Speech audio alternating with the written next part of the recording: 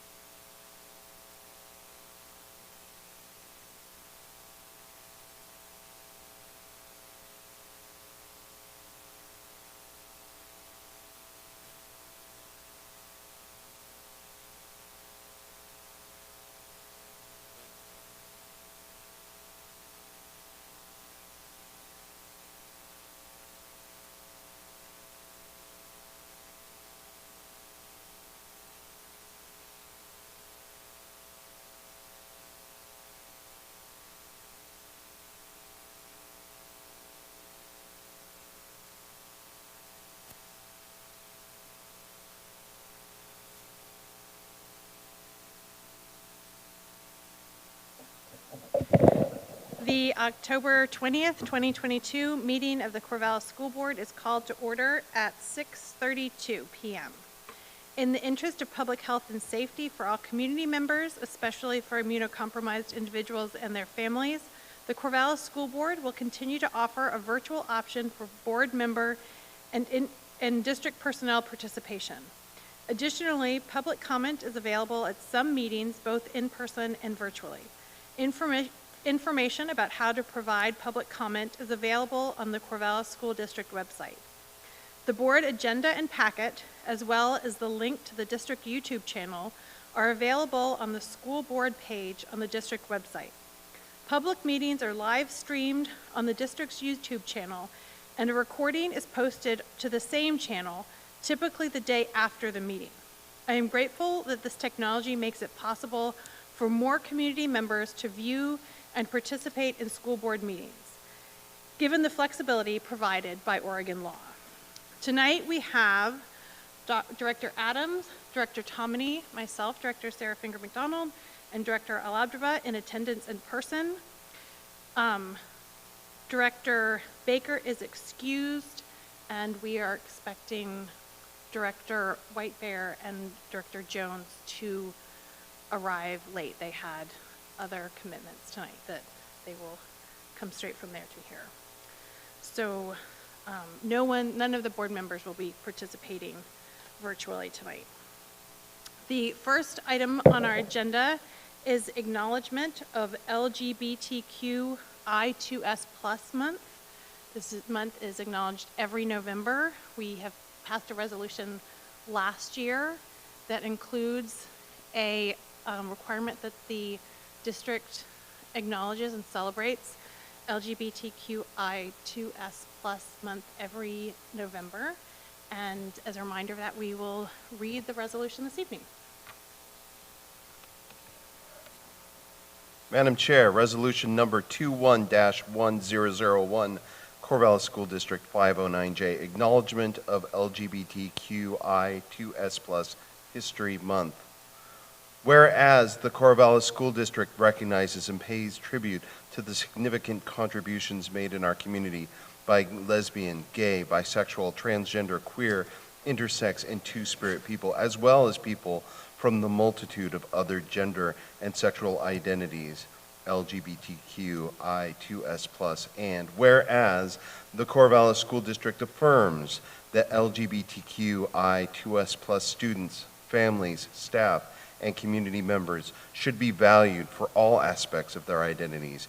And whereas LGBTQI2S+ History Month grew out of the establishment of what was then called Gay and Lesbian History by Missouri high school history teacher Rodney Wilson in 1994. And whereas National Coming Out Day occurs each October 11th, and whereas LGBTQI2S+ History Month was first celebrated in school districts within the United States in 2012, and whereas LGBTQI2S+ History Month has yet to be proclaimed nationally, and whereas LGBTQI2S+ history is not part of standard educational curricula, and whereas LGBTQI2S+ History Month provides an opportunity to continue the district's growth in learning about the many contributions of LGBTQI2S+ people in the nation, world, and local community.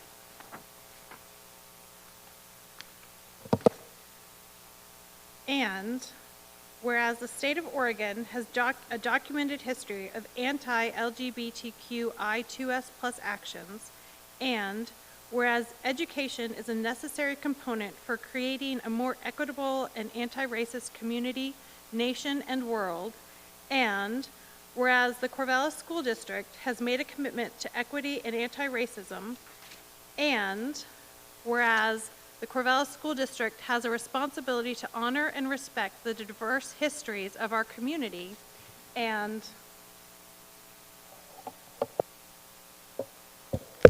whereas the Corvallis School District believes each and every student must be celebrated and appreciated for the distinct and vibrant contributions made by sharing cultures, language, ideas, beliefs, and values within a school community.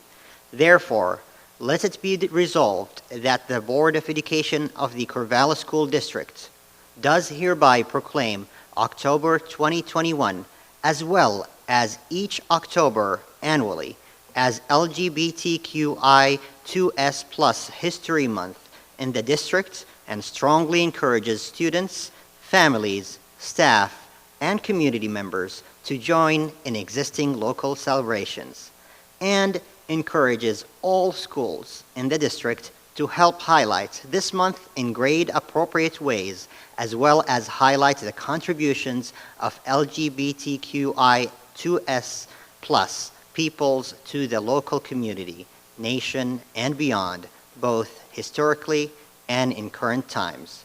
Adopted by the Board of Directors of School District Number 509J, Corvallis, of Benton and Lynn Counties, Oregon, at its regular meeting the 14th day of October 2021. Thank you all. So, the next item on our agenda is a work session with the Corvallis Public Schools Foundation Board.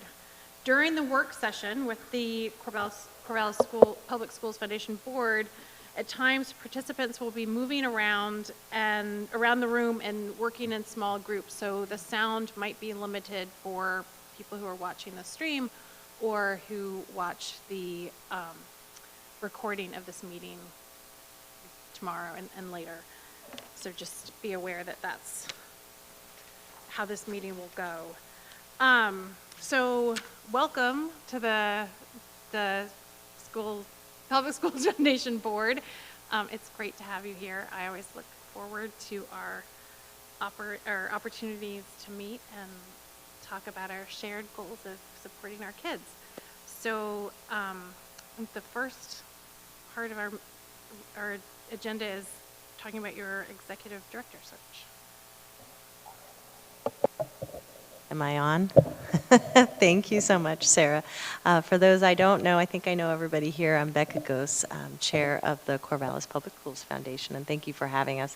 It's been wonderful the last few years, really building that alignment and strategic alignment between our organizations, as our whole reason for being is to support what it is you guys are doing every day in the district. So I'm actually going to kick this over to our past chair, Ashley Chavez, who is our chair of the search committee for the new executive director. And quickly, just to bring everybody up to speed, we are so grateful to Leave Gifford, who was our executive director for 7 years and was highly successful and impactful and grew this organization in enormous ways. And she has now moved on to Lynn Benton Community College as faculty. And many thanks to Angela Hibbard, our interim executive director, who's leading us during this transition period. And we are now on the search for our next executive director. So I will turn it over to Ashley to talk about where we are in that process. Well, hi, good evening, everyone. This is my 5th year on the Schools Foundation Board, and I'm a little sad to be here talking to you about searching for a new executive director, but also really excited because the organization has grown so much over the last decade, so much of that thanks to Leaf and to the board and to your support and being a partner in that growth. And so to just kick things off a little bit, I want to give you some broader context. So when Leaf was hired, there was one part-time accounting specialist with the Schools Foundation and the executive director position, and that was it. And now our organization has grown so much. Not only do we have those 2 positions still, but we also have a full-time development director, Kim Holmes, who, if you haven't met before, she was able to attend with us tonight. She's been a fabulous addition to the staff. And really having a full-time development director means that so much of the, I forgot to mention also, currently vacant, but we also have a part-time executive assistant. Many of you knew Hannah with the Schools Foundation. So now there's a whole team to lead. And because we have a development director, the previous position really was geared towards finding someone who had that fundraising skill set, because that was the bulk of the work done by the executive director. But now while that is still an important piece of the role, it's more about bringing together a team in a cohesive manner and working strategically with the district in alignment of our goals to make sure that we're really pursuing the path forward that we all want to see our students and families succeed on. So it really was kind of stunning to myself and everyone on the hiring committee as we reviewed things like the job description and the way we did recruitment the last time, and looking at it now to see how much CPSF has grown over the years. So I'm just going to lay out our roadmap of, the search process and how we've started working through that, and give a little bit of insight into your involvement in the future. And then we have 3 questions where we'd really like to ask for your input about, as some of our most valued stakeholders, what you would like to see in a future executive director. So the first thing we've already done and have well moved past is the establishing of a hiring committee. So myself and several other board members have formed this committee. I'm the chair of it, and everything we do kind of goes back to the executive committee for approval, and then that way we can move through things very swiftly rather than needing to take all of our items and sort of wait for every single board meeting to get everyone's approval on it. So the board has been very supportive of empowering us to take on that work. And it's a lovely group of folks, extremely talented, diverse identities, and I'm really proud of the work that we've been doing. So we formed and have been starting to develop our hiring process, and that included reviewing our job description. Where are we going to post? What kind of approach are we going to take? Were we going to hire a recruitment firm? Were we going to take on the role ourselves? Just kind of working through all of those details. And so at this point, we're quite far into the process, and we are hoping to post the position by the week of October the 24th. So guess what? That's next week. Time just flies when you're having fun. So we plan to post the job for 30 days and undergo a very robust recruitment attempt to bring forth a very diverse and broad group of applicants, a nationwide search. Of course, we sure hope to see a lot of local faces, but we believe that the place this organization is in, that there might be some really great national candidates out there as well who could be interested in this organization.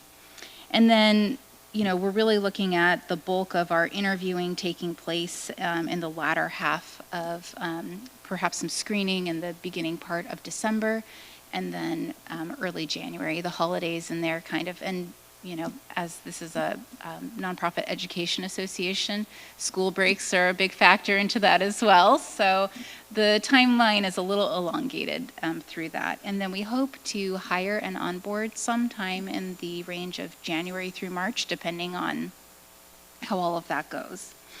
And so one of the things I wanted to share with you is that we are really focused on marketing this position, so that way people can really understand what an appealing job it is. I think we're very fortunate to have such a wonderful partnership with our school district and be in the community of Corvallis. And so I think a lot of folks will really be interested in it if they can understand the appeal of the job. But I did want to just briefly read to you, and this is the only thing I'm going to read to you, don't worry. One of the statements we're going to include in our recruitment, because we really are very focused on understanding that our resume does not present the full picture of what a person brings to the table, and we're really truly interested in someone who can be a visionary leader for us. So one of the things that's going to be included in our job postings is this statement. Studies have shown that women and people of color are less likely to apply for jobs unless they meet every one of the qualifications listed. We are most interested in finding the best candidate for the job, and that candidate may be one who comes from a less traditional background. If you meet key qualifications for the job and believe you would be the best fit, we encourage you to apply. And use your cover letter or introductory email to explain how you will accomplish parts of the job for which you have less experience. And then, of course, we encourage them to contact us and talk more about it if they'd like to. So I'm just really proud of the work we've been doing. And then as we start to proceed into the recruitment piece of things, we'll really start to work in earnest on what the interview process will look like, how stakeholders will be involved. And we've developed a communication plan both to keep our donors informed and everyone else. So at that time, I'll pause before I ask you the three questions that we have for you, and we'd love your feedback on, just to ask if you have any general questions on the recruitment process that myself or others can answer for you.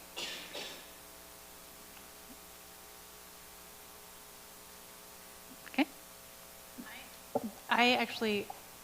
When I welcomed everyone, I failed to ask people to introduce themselves, and we have a new board member, and so I don't know if we want to take a step back and give everybody a chance to introduce themselves, because you may not know everyone.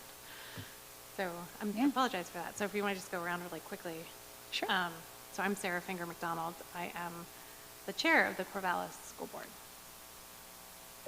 Sami Arabdrabo, school board member. Angela Hibbard. I'm currently the interim executive director of the Corvallis Public Schools Foundation and former trustee. Hey, and this was on me too, Sarah. Sorry, I just should have thought of that as well. So Becca Gose, chair of the CPSF. My name is Frank Oresco, and I'm originally from Corvallis, and I was away for 15 years, and we moved back to this area because of the school system. But I haven't been in this school yet. This looks great. Congratulations. Yeah. Mindy Hamlin, board member, and this is my 5th year also, Ashley.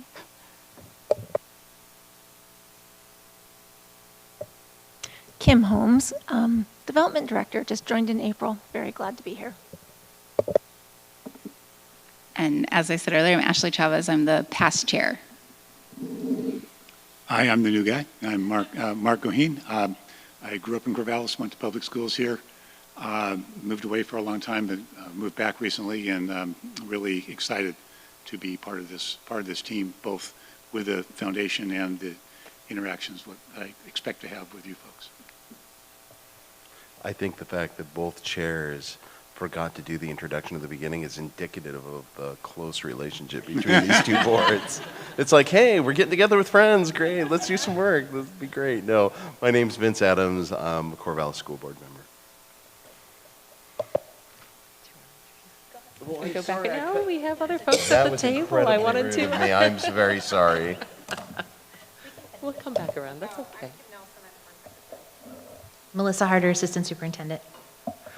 I'm Shauna Tomini, co-vice chair along with LaHuya White Bear of the school board, and I was a Corvallis K through kindergarten through 12th grade graduate, grew up in the district myself, and have a daughter in the district as well. And I'm Ryan Noss, I'm the superintendent, and I have one child in the district at this time.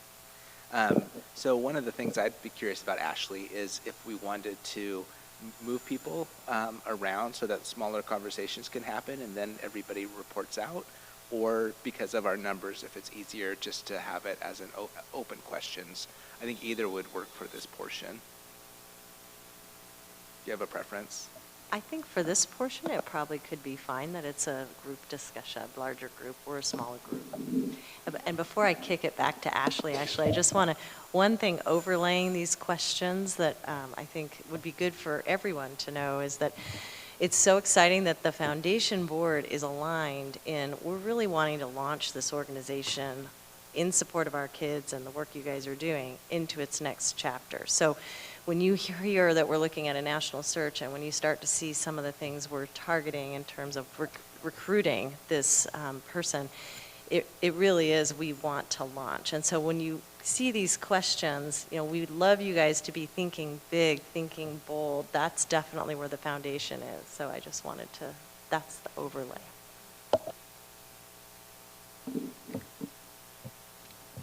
Is it okay if I ask a question? Yeah, go ahead. Related to what you asked, if we had questions before about the interview process, and I do have a question about that, and I'm curious, especially with your dedication to really elevating maybe non-traditional candidates in this role. Are you thinking about how that may play out in non-traditional interviews that really allow folks to come and shine with their skills? Yeah, we absolutely are. And so we are still, the actual interview process is still very much in development, but it'll be far more than, sort of the traditional sit in front of a group of folks and answer questions. That really only gives you a very small insight into a person's talents. So we absolutely will be doing a variety of different kinds of things. And Mark actually suggested a couple of really great ones the other day to me, so we're taking notes, and I'm excited to work on that. So, yeah.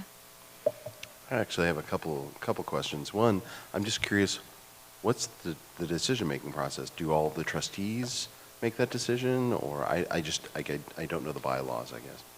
Sure. So we've hired, in our bylaws, it does say that the entire board will, make the final decision. And so we will have an all-board vote, and everyone will be involved in the process. But what we have done in the meantime is established a hiring committee, and we've said, for everything minus the very final decision at this point, and some decisions we made early on, they're turning over that empowerment to the hiring committee, as long as we also have approval from the executive committee, just so we could proceed through the work more quickly. As you know, it can be very difficult sometimes to call special meetings and do votes via email, and all that can get pretty complicated pretty fast. So, but we have really ensured transparency. Our meetings are open to the whole board if they want to attend and provide input. We're sending details, and people can provide feedback. We have surveys. So everyone's this is one of the most engaged boards I've ever been on. And it's really incredible. And so it's going really well so far. And I credit that to the work of my colleagues. They're pretty awesome to work with. Great. Then my second question is more at the end of the process. Are we going to have an opportunity to meet with finalists? If you get it down to 2 or 3 people, are you going to bring them into community and have the stakeholder group have a chance to interact with those individuals? Yeah, and so like I said, we're still developing the interview process, but I think there's every intent to have a meet and greet session, because I think not only is it important for stakeholders to meet the candidates, but I think it's important that they meet us, you, and understand who they'll be working with. I feel like that's incredibly vital and necessary in order to ensure we have a good fit. And just to add to that, the fact that we're having this meeting right now is a huge help for us in recruiting the kind of leader we're trying to recruit, to show that we're not out there just doing what we think makes sense. We are here in strategic alignment with the board, the school board that's doing the work on the ground. That's going to be more attractive to, the kinds of candidates I think we're going to be looking at. Thank you. Okay, so I have 3 questions, and I think maybe everyone could take some turns sharing answers, or, feel free to pass if you don't want to provide an answer. Sarah, can you remind me how much time we have for this section before we move into those other questions? I think it might help us all if we kind of know what our time limit is. Okay, perfect. So are you taking minutes and notes so we can catch all this? Yeah, I just Great. have the whole session ends at 7:40, so. Perfect. Okay, great. Excellent. So I think that just kind of gives us a sense of where we're at. So the first question we have for you is, could you please share with us the 3 most important qualities, and really highlighting the word qualities there, not qualifications, for the CPSF Executive Director are, and this is one of the things we'll kind of keep in mind as we're interviewing and talking to candidates and screening applications and that kind of thing.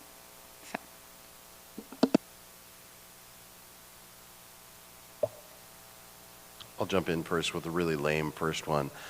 And this is really, when I stopped and thought about this question, I couldn't help but have Leaf's performance pop into my head. And in all the interactions I've had with her, even before she worked, because she was my colleague at OSU Extension, Leaf is a tremendous communicator. She's not only graceful in the way that she communicates, but she's also very precise. And I think that really stood out in, Hands Across Corvallis, and the way she represented the work of that foundation at that event in particular, and then also in this venue as well. So I think, I know it's cliche, we always want a highly skilled communicator, but I think that there's more there. That's a of course, deeply important quality, but I think replacing Leaf is going to be very difficult. So, in that respect. So there, that's a good place to start.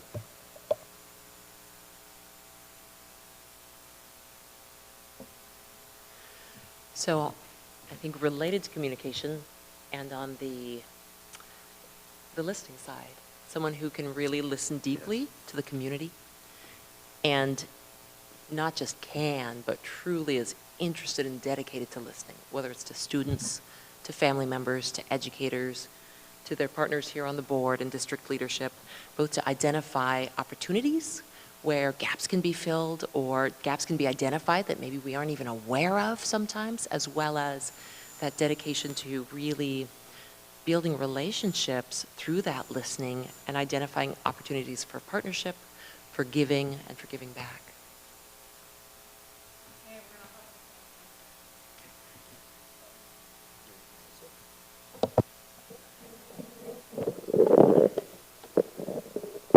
So all our answers are going to sound the same. I had communication in part because the Hands Across Corvallis, you not only did Leaf do an amazing job of communicating what the Corvallis Public Schools Foundation Board has done and your mission, but through that work has really highlighted things and goals and values and work that's being done by the school district. And so in her communication, in her role as the leader of this foundation, she really highlighted and shared the values that our school district has too at the same time. So I think that was a really valuable thing for us in our relationship with in partnership with the Public Schools Foundation Board. And I had, this sort of falls on what Shauna was saying, I had written down coalition and team building and finding those connections in the community that maybe aren't the obvious ones, but I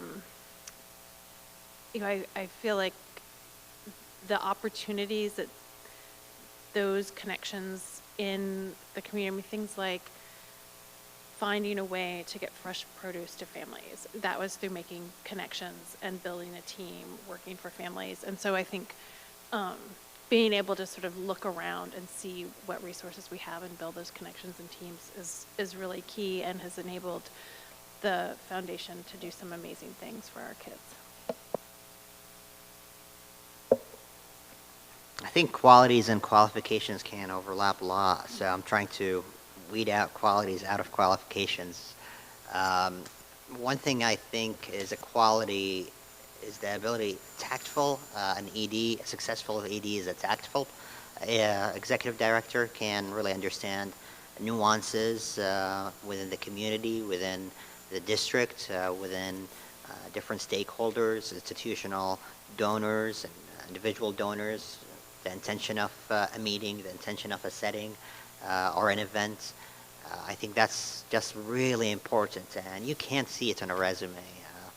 Probably you cannot hear it in a questionnaire when you ask for references. So I think that's a really important quality. The other quality I think is being able to foster connections and relationships and really work on it long term. Sometimes those donations need, 7, 8, 20 touches and in different ways, and being able to really see the end goal there. That's another quality I think is really crucial. A quality that I've seen in executive directors, superintendents, and CEOs is not managing your board, but knowing where your board is and working with them. So I've had a really great front seat to see how you function. You're efficient, organized, know the role of the board, and you don't go into operations. But we're recruiting an ED who could outlast all of us. And in that sense, really understanding that they know what board governance is and how to work with the board could be important. Frankly, I would say I would not put it as at the highest list, because you're really, you're going to be the greatest mentors I can imagine for the next ED. However, for the ED to really know, like, okay, here's where the board is. We don't have consensus yet. Maybe we need to foster some more information. I know sometimes thinking about, I need to keep the train moving is not helpful when you work with the board. Sometimes you need to slow the train or actually find out if we're not on the right tracks. I don't know what to call that quality. It's definitely not, quote, managing your board. It's really understanding the board executive director dynamics and how to make sure it's always successful, no matter where you are, where the institution is, or where your board is. Well, thank you. And go ahead, Ryan. Before you move on, and I know I'll have other opportunities to participate in this process, but as I've been thinking about that question in particular, I think two things stand out to me. One is a belief in all kids, and that I think is, and that may have been shared while I was out of the room, but to me, one of the things that has been phenomenal about the foundation and our work together has been that belief in all kids. And also, you've taken a stance many times as social workers. So we've asked for things that families and community needs, and you've been able to help us to meet those needs in a way that we can't meet them. And so as you think about who this person is, it's those closely held beliefs that show up again and again in decision making, and that's one of the things I've really valued. As we were talking about this too, I was thinking about, I sort of had this written down, but I hadn't really figured out how I wanted to say it, but somebody, especially if it's somebody who comes from another community to Corvallis, I think one of the real strengths of the foundation has been that your work has really supported the values and the goals of the school district. And so someone, especially if or someone who's coming from another community into Corvallis, who is willing to take the time and really learn what we value and what we're working towards for our kids, so that this continued collaboration and support that has really blossomed in the last few years between the foundation and the school district can continue. It's not other. I'm going to touch back on what was shared just now. Research shows that continuity is good for student outcomes, and so I think thinking about the foundation, thinking about the relationship with the work that the district does, nothing's broken. Is it perfect? No, nothing's ever perfect. But you're not trying to fix anything, and so continuity needs to be a theme. So you're not looking for a fixer, someone who's going to want to create radical change. You want someone who's going to come in, keep what's good, and take us to the next level. That's a really lovely, concise way to put it, I think. Yeah. Is it okay if I share one final? Mm-hmm. Okay. I know this has come out as a theme a little bit through some of the others, but just to also name it, someone with a strong dedication to diversity, equity, and belonging, who not only in words models that, but also in their actions, in the way, in their relationships, in everything that they do. And I think along with that comes someone who's willing to be vulnerable and to really center themselves as a learner and to really have that emotional intelligence to both be creative and fun and joyful, but also to step back and really meet people where they are in those moments. Someone who elevates the voices of others. And just the one final thing that stood out to me too is I know that we have a phenomenal model for what this person might look like based on a past individual who's been part of this work for so long. And so I guess I'm just thinking about maybe a reminder or a caution for all of us to think about making sure we give space to whoever comes in, not to think about them filling someone else's shoes, because those are big shoes to fill, but to give them space to bring their own shoes. One thing I want to mention that I feel like ties in a lot of what we talked about, not everything, but one of the things we actually added to the job description was an entire section on relationships, and really tried to describe all the kinds of different relationships that this position really forms with different people, both internal, external, stakeholders, staff. I mean, the list goes on. And so really trying to get people who might focus on that relationship building, the consensus building, fostering this sense of like trust and teamwork. So I felt like that really tied in a lot of what you were talking about. And then on that thread, and this is in my notes as well, is that leveraging relationships and partnerships to reach strategic goals. I mean, why do we have these relationships? Because we're trying to get work done. And it's fun too, but I mean, that's what we're trying to do. And you're going to want to look for demonstrated ability to do that. Is that in their background? Okay, so I'm going to move us on to the next question. So we want to, we've been doing our work to ensure that we've identified the stakeholders that we want to involve in this process, and how they're involved might be totally different depending on who we're talking about. But we also want to pose the question to you about what critical stakeholders we should involve in the selection of the next executive director. That way, you might have ideas that we haven't thought of yet. So, any stakeholders you have in mind, please let us know. I mean, I got a whole laundry list here, but I mean, I think probably having the superintendent or assistant superintendent on would be probably really good. Our student services director or staff, someone who's working directly with kids, making those miracles happen on the ground, any of those folks. You know your partner organizations better than I do, but I mean, Casa Latino Unidos, COI, Jackson Street, some folks from there, having them sitting in, because I'm just thinking about the kids that are struggling the most or in the toughest situations. I put Julia Arena from the Hope down.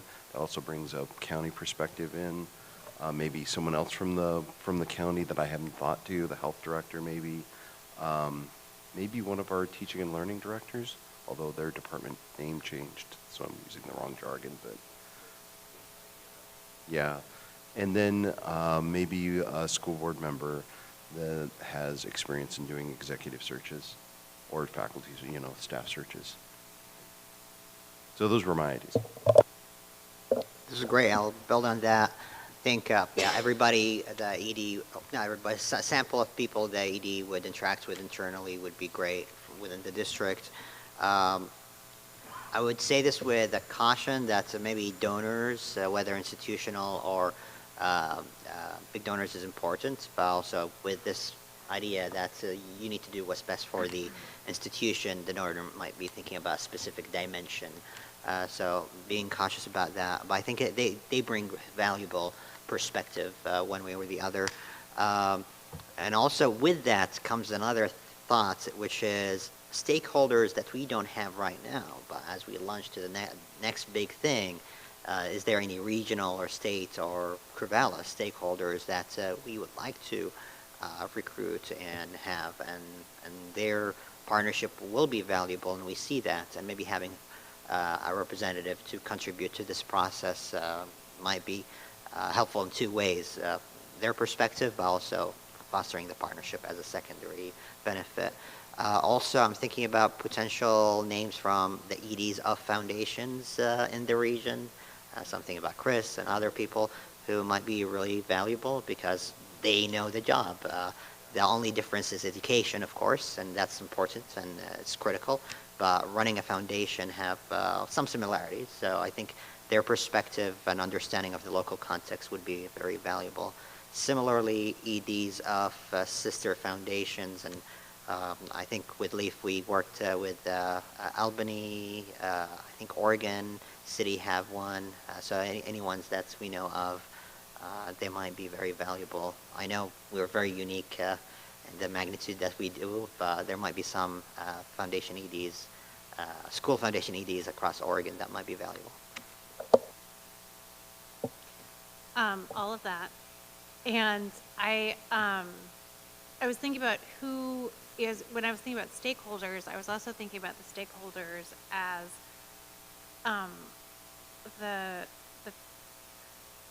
the people who've kind of been served by the work of the foundation.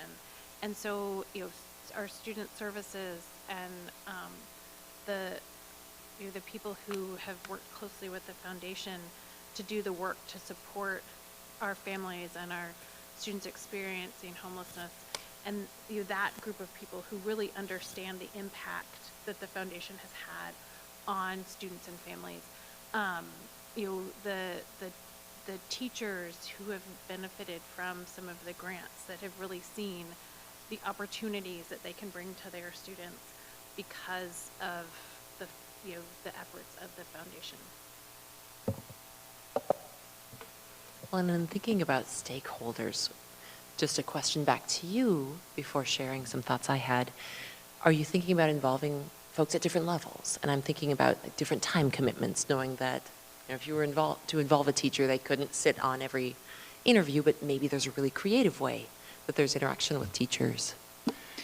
Yeah, we are definitely considering the fact that, and Sammy brought up a great point, right? We want to make sure we have donors involved, but how deeply they're involved, is something we want to be cautious with. So with every group, we're going to look at, how can we ensure that we've heard their voice, or they've had a chance to provide input, but that may look different for each group. Okay. No, that sounds great, and that just aligned with some of the thoughts I had when I was thinking about just recommended stakeholders in terms of building off of what Sarah shared around maybe teachers who have been recipients of grants before, and flipping that for teachers in terms of being able to just show what they've done and having that opportunity for that informal interaction with those candidates to just see how are they interacting with the teachers, how are they doing in those environments, and even with the students, going and visiting some of the projects that have been done and letting students showcase them and getting feedback from the students on what that felt like for them, that interaction with the folks who are here visiting as well as observing. Could be some creative ways to do that and to involve those really critical stakeholders, students and teachers, who may not have an opportunity, to be really involved with a strong time commitment. Thanks. I'm going to point out that we're now more than halfway through our time, and the next question is one that I can see us talking about for a very long time. So if we want to get to our part of the discussion, I would just ask us to be as concise as possible, because we're going to end up losing our opportunity to hear from the foundation board about our questions. Well, and one thing we could do if you want is we could, if others agree, we could always move that last bullet point into our small discussions as well, and that may allow us to discuss it a little bit further, but I'm happy to bring it up here and we can all kind of give concise answers, whichever you prefer.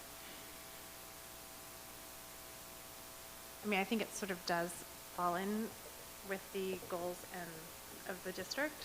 Mm-hmm. So if people are comfortable doing that, yeah. Yeah, I think we might be able to discuss it more. Yeah, I just can see that one going long. Yeah, okay.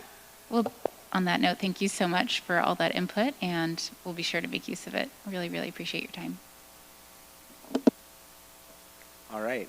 So then for the second portion, we have two documents, one that we've been working from, which are the questions that we have put together related to our school board goals. And then I also have a copy of the school board goals for you to have in terms of the conversation. And so we're in the process right now of reviewing the goals that we have and looking at if they continue to hold true to where we want to continue to head. Are there revisions? Are there changes that need to be made? And so over the next several months, we're going to have community groups that are giving us feedback. And this felt like a great opportunity to hear from all of you and the roles you play in the community, some of you as parents, some of you as educators or past educators, and community members. And so what I thought would be beneficial is to spend some time in small group conversations about that and then sharing out. So as you share out, recognizing the time that we have, maybe highlights from the conversation rather than specifics to each question, because ideally our goal is to get feedback from you that again helps to inform our decisions as we're revising these goals. And then we'll embed that third question that you had as well into that discussion. So what I'm going to ask in just a minute is I'm going to have Vince move over to work with Mark and Ashley. I'm going to ask Shauna to sit in Frank's seat and to work with Kim and Mindy. And then I'm going to have Sammy stay where he's at and work with Becca and Angela. And then I'm going to have Frank come sit next to Sarah for a one-on-one conversation. And then we're going to give you about 15 minutes to do that. And then we'll have another 8 to 10 minutes to share out. So that's the plan for this portion of time. Any questions about that? You all know I've been an educator, right? I saw it in your eyes. Okay, and for this portion also, if you need to turn your mic off, just because of the viewers, it will be less, just less noise for them to hear, but they'll also have a chance to hear you report out, which I think is the most valuable part anyhow.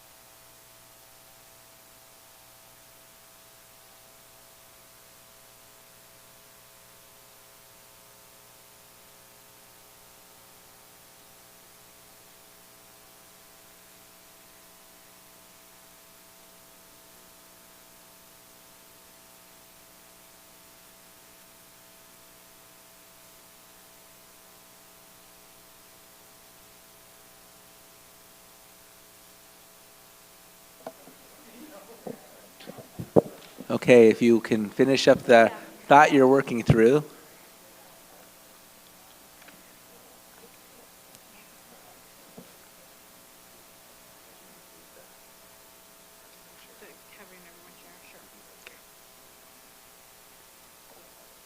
Are we ready to move on? Shauna? Sammy? Vince? Yeah.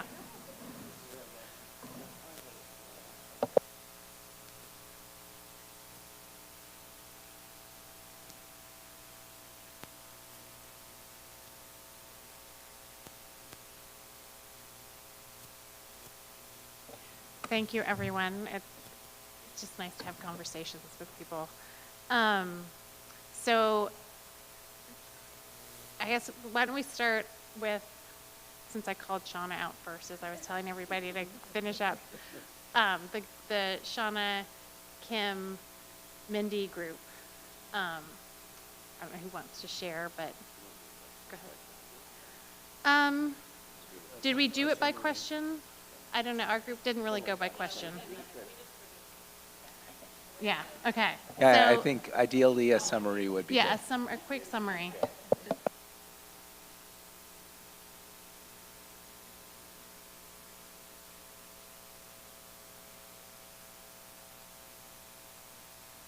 turn this on, and then you can add on. So I would say that our summary is that we feel like there's actually really good alignment between the goals of the foundation and the goals of the school board, and that the way the board goals are written are very helpful to us and helping direct where we need to focus. So we talked a lot about helping our donors understand, where our marching orders come from, if you will. Like, we didn't use that word, but why we're doing what we're doing. And yes, we are aligned with the school board goals and the district's goals. So you can, kind of trust us with your donations, because it's serving the needs of the school district, the students, the staff. Great, thank you. We good? So Vince, Mark, and Ashley's group? I think I had the best group. These guys are awesome. I had these great quotes here. Definitely the same sort of message that the district goals are an essential lens for the foundation to help them prioritize. It doesn't mean that the foundation has the same priorities as the district. Two separate organizations that approach the work in different ways, but it's an important lens. The second question was around community values and how community values get into the goals, and just a wonderful conversation that these goals, the values find their way into the goals because the district has been intentional about creating strong partnerships in the communities, and there's this implicit reciprocal relationship where we're hearing the values because we're working with our partners, and at the same time we're sharing that back out. And so it's almost like it's unconscious that we're building values that, and I'm going to quote here, the goals are aimed at what we want the community to be like. We're building the citizens of Corvallis for tomorrow. And so it was just a wonderful touchstone. Thank you, Mark, for that quote. The last piece I want to share is an aha moment from Ashley as she was thinking about lessons learned. And we just had this moment where we realized that this really great partnership has really expanded what we think is possible. And that, that's really exciting and really humbling at the same, because now we realize we have a lot of work to do, that there's more that we can get done by working together. So it was a really great conversation. Thank you both. Sammy, Becca, and Angela? Okay, I've been voluntold by Sammy. Okay, you follow up. Well, we started our conversation really thinking through some of Sammy's big ideas so we took question 3, and I just want to note that it was so cool to hear the big thinking of by 2032, every sophomore on path to be bilingual when they graduate. And we talked about some other areas of potential focus for funding going forward, disability, ideas of IEPs for everyone, be they disability or not. These are big, big ideas, so I just want to throw those out there. That was really neat. And then we talked a lot, you'll hear common themes, that we feel there's a lot of alignment between the foundation and the district and the school board, and that the board goals really do help the foundation in terms of, we are here to support, you guys are the ones doing the work and the educating. We're here to build the resources, connections, and leverage those for the good of the kids in the community. So the one area we started to hone in on the goals is, first, they're so comprehensive, it's hard to think of improving on them, right? Because they're really good, and they really do reflect, I think, what we want to see in our community. But our group started talking about, what's kind of different now than even 5 years ago. And the political polarization, the lack of spaces for discourse, people operating in bubbles, and education is really the place where all of that comes together. And you already have some of this in the goals, right? When you look at real world learning and you look at number 4, it talks about critical thinking, collaboration, communication. And then in goal 2, where you talk about increasing and supporting student voice, empowerment, and leadership. But we talked about, is there a way to call that out a bit in terms of, how do we create the space for viewpoint diversity, and really what do we want? We talked about, we can't really say citizenship unless we're saying global citizenship, but how do we want to create these skills for these kids that are going to go out into this world? So you can probably say that better, Sammy. You said it the best way I can think of it. Just want to highlight how really this reminds me of Brian reminding us, you go to different supermarkets depending on socioeconomics, neighborhoods.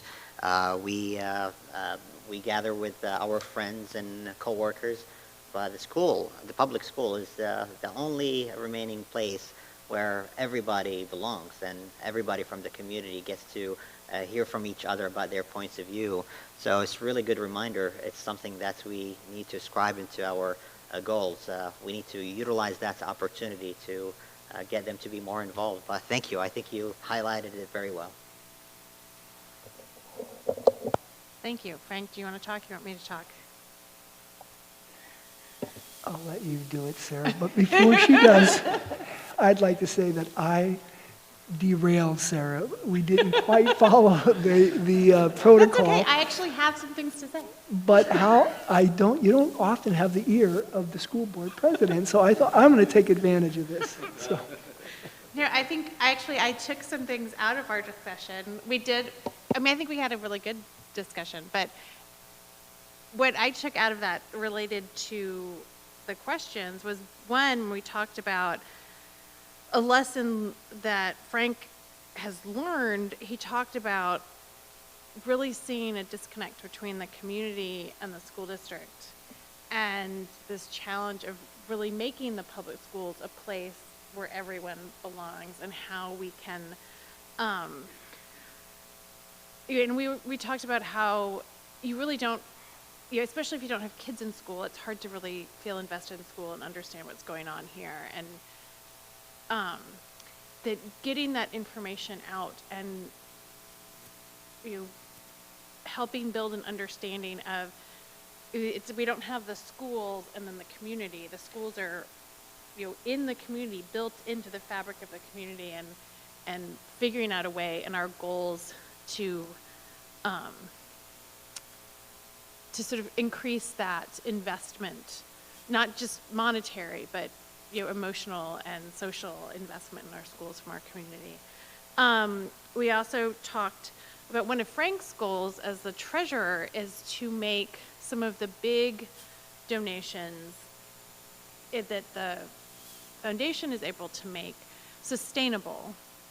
And so I sort of see our goal setting as really feeding that goal, because as we can really express to the community and to potential donors that these are the goals of our school district, they're reflecting the goals of our community. We have these opportunities to build programs that will really serve kids and help us meet those goals and move them forward. It helps potentially build the opportunity for donors to say, yes, I want to invest in that. I want to figure out a way to make this an endowment or whatever it is, so that this work can continue and we're not just relying on one-time money every time. That makes it harder to build a program and make sure that that's going to stay there.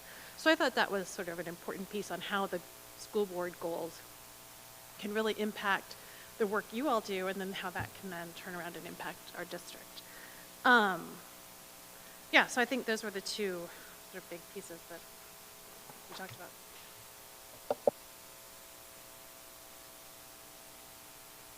Do you have anything to add, or?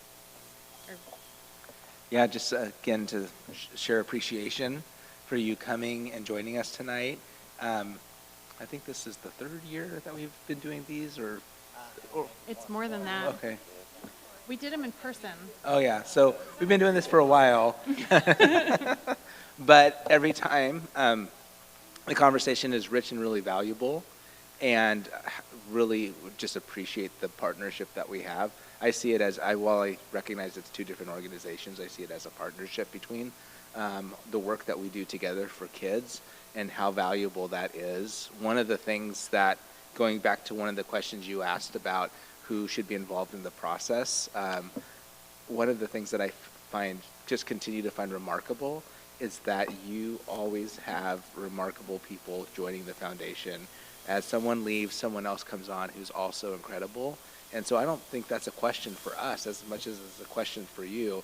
How have you been able to continue to recruit such great people to be members of the foundation board? Because it is an incredible group. And I don't know how you continue to do that year after year, but it's true. It's really true. I can tell you, Ryan, it's not the pay. Well, thank you guys so much for your partnership. We appreciate the time tonight.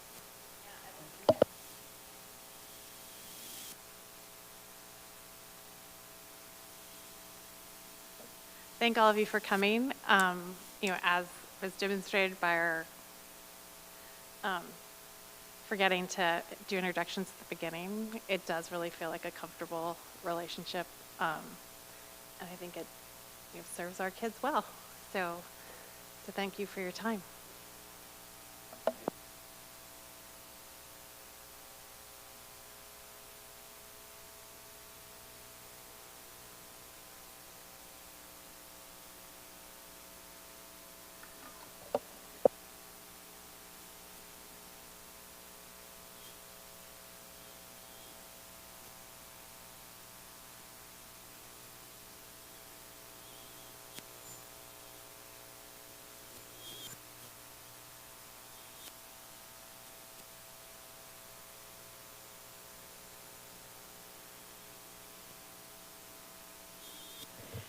The school board will take a 5-minute break and come back with our bond update.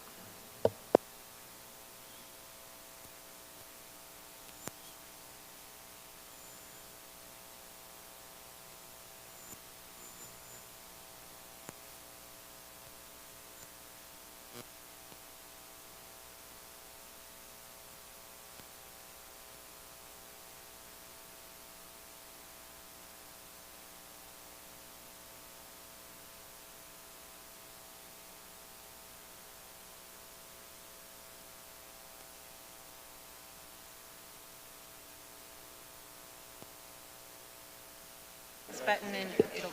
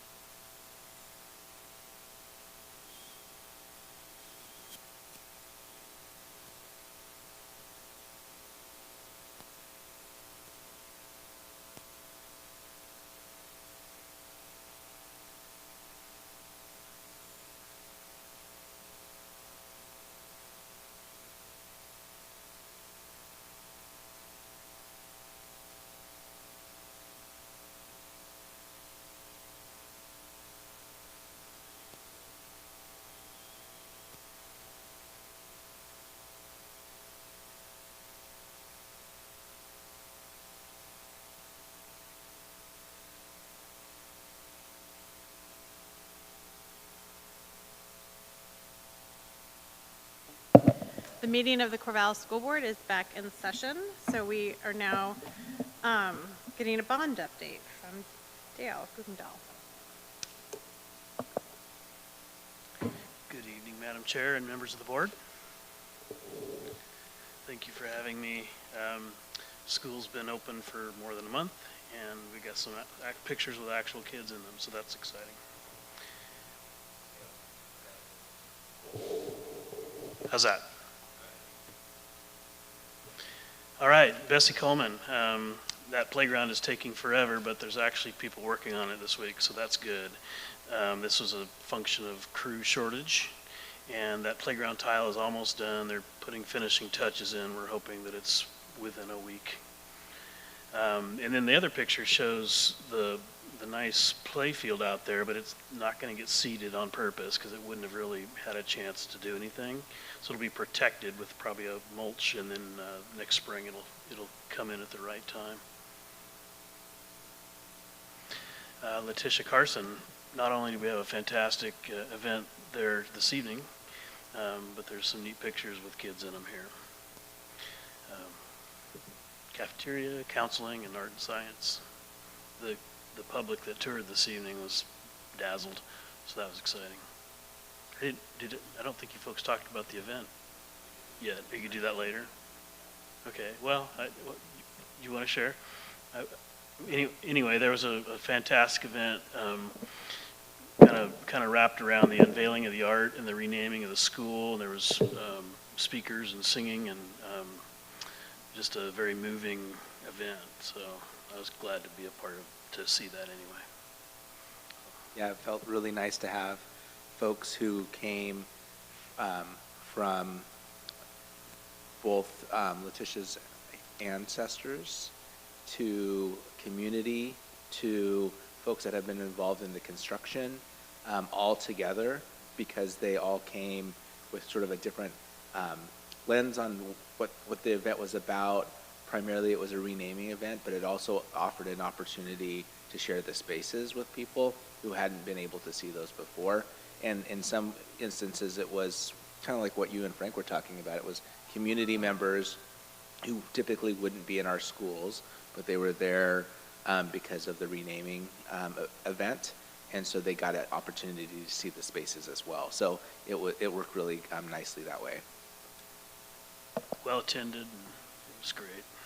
It was well attended, and I think the board members were talking about that it filled our cups, that it felt really good. And talking to Joey Labrador, one of Letitia Carson's descendants who donated the art that is gorgeous, he was saying my grandfather would never have imagined that we would have a school named after one of our ancestors, and here we are. And that just felt really good. And then when Angel Harris said how meaningful it was for her to have a Black woman who fought for her ability to belong in a place, honored with the school naming after her, it makes it possible for her to have a place also. And there was just a lot that happened this evening at that renaming that was really meaningful, and it made me really grateful for everyone. We made a vote to change a name, but it has been so much more than that, and a lot of people have done a lot of work to make that tonight happen, and the events that will happen going forward, and that art being present and the weaving, which is amazing, listening to the stories of what that means. So thank you for everyone involved, including the people who built our school. It was a good night. Thank you. There's the gym. It's just so nice it's so much lighter than it ever was before, and it's just great to see. Catherine Jones Harrison. More pictures with kids having fun and learning. And teachers lounging. Adams is coming along quite well. I don't know if you realize this, but the new addition construction had kind of been put on the side while the team focused on getting ready for the new school year. So that put more emphasis in the building and in the modulars and all of that. But now that that's all done, then they are actively working on the framing. So it's going vertical. Franklin, that patio on the left is a collaboration between OSU's engineering team and the district. They're developing new concrete using recycled materials and all kinds of interesting things. And so OSU donated the concrete, and then Fortis's concrete contractor placed it and finished it. There were students out there and professors watching the pour. There's probably 3 or 4 different types of concrete that you're looking at there, and they're going to test how it performs over time. So it'll be interesting. I don't know if it's installed yet, but there will be a tent over this area, so it's more useful in the winter. And then science classrooms coming along real nicely in the right side of that picture. Franklin, sports court got restriped. That was pretty much an active staging area for the contractor for so far, but now that that's clear, restriping happened, reopened those courts. The middle picture is neat because it's not only here at Franklin, but it's at all the elementaries. They're going to get one of these recycled benches that came out of this site over on the corner. I remember looking at those things way back when, and I'm glad that they came back into the projects. The gym beams.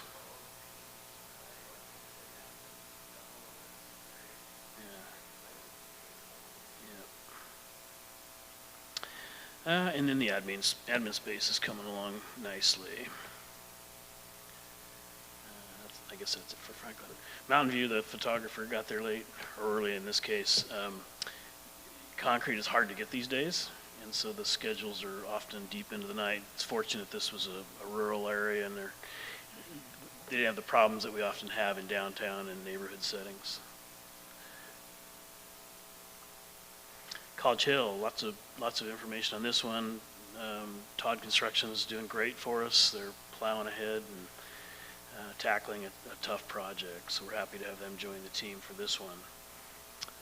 Urban Farm, we're getting closer to letting them occupy the modular that was placed there.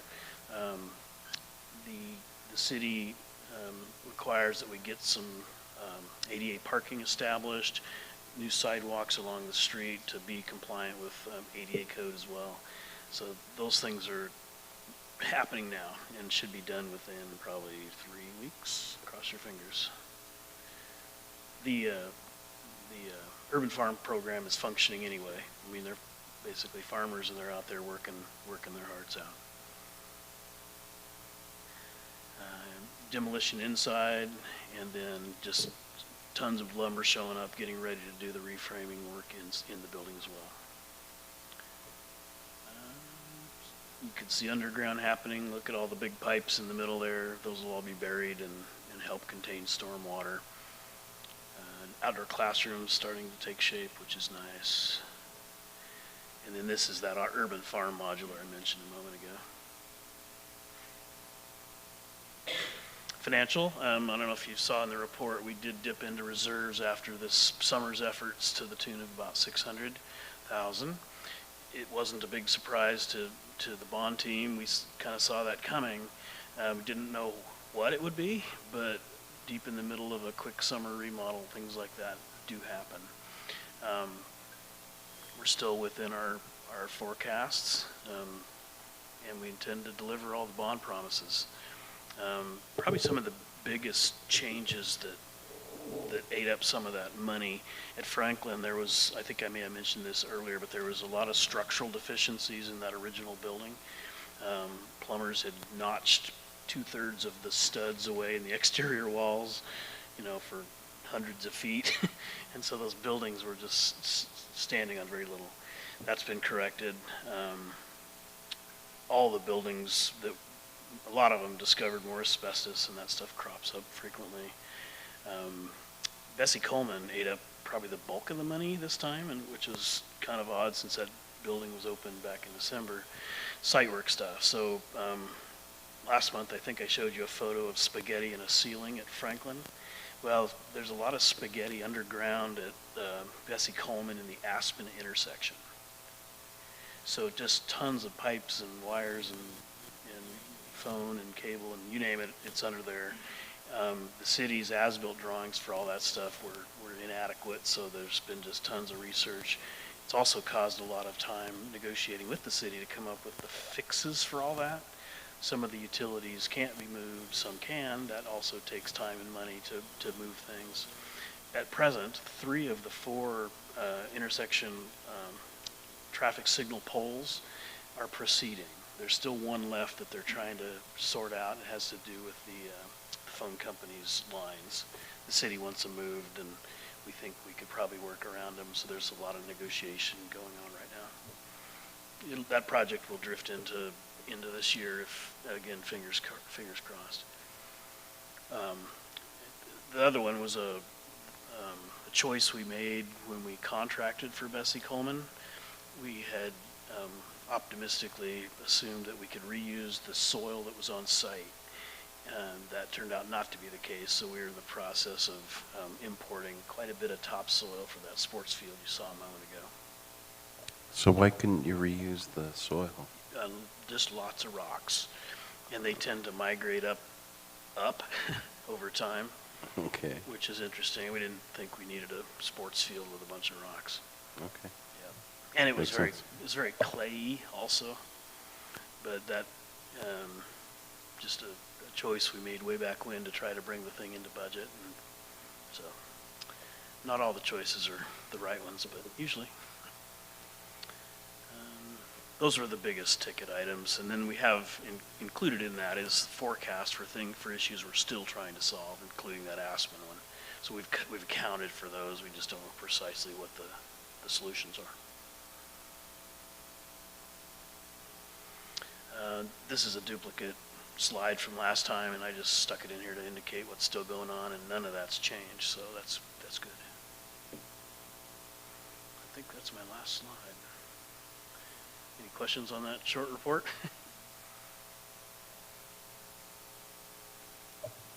So 2 slides back, I think you said all bond promises will be delivered. I think that may be the first time we've seen that in print on a slide. And I think that's a real milestone. It's Had like, the same reaction seeing that pop up.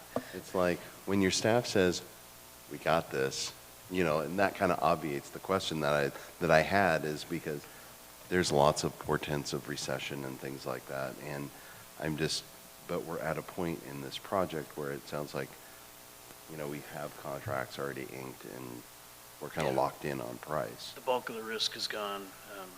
Unless something really bad happens, I think we're going to be fine. And you had a really good discussion at the beginning of the report about that, about where we are risk-wise, and that we're actually in a really good place. So, yeah, we just need to be real conservative on adding things at this point and just don't do it until we know for sure. The bond promises will be delivered. That's a key element to major decision-making at the bond leadership level. So if we're thinking about doing something, we always look back at that and make sure we're going to achieve the goals before we say, yep. Yeah. Any others? And on that point, I just want to clarify, we are not tapping in any funds from the general fund. It's purely from the bond funds or any matching grants or capital improvement grants that came with the package of the bond, right? Yeah, correct. There's a fair amount of money coming in, like from Energy Trust, and then release of SB 1149 energy dollars. Basically, those show up in your account, but you can't spend them until the state authorizes it. And we're getting quite a bit of that recovery through the bond as well. Wonderful. Thank you. It's helped swell the overall bond funds to do the work. So I have a question about the patio at Franklin. Uh-huh. I think it's really cool that we have this partnership with OSU and students are involved. But the other part of me is thinking we've got 4 different types of experimental concrete out there. Do we have an agreement with them if one of those types of concrete fails? I admit I do not know. I did not negotiate that particular deal. I would think that might not be the case, but the concrete is not extraordinary. It still looks and feels like concrete, and it should wear just fine for a patio application. It's not vehicular. Yeah. And it saved us, I don't know, $15,000 or $20,000 if I recall. So that could replace a panel or two if there was a problem down the way. Others? Anyone else? Thank you all. Thank you, Dale. It's always a great part of the meeting to hear the bond update.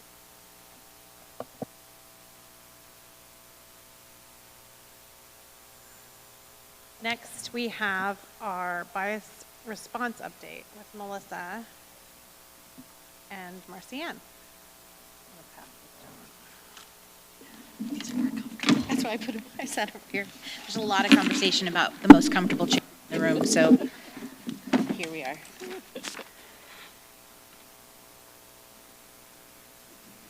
Closer to you, I love it.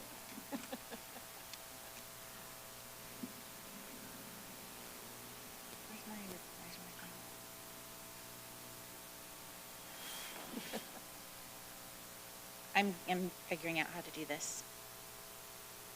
Please be patient.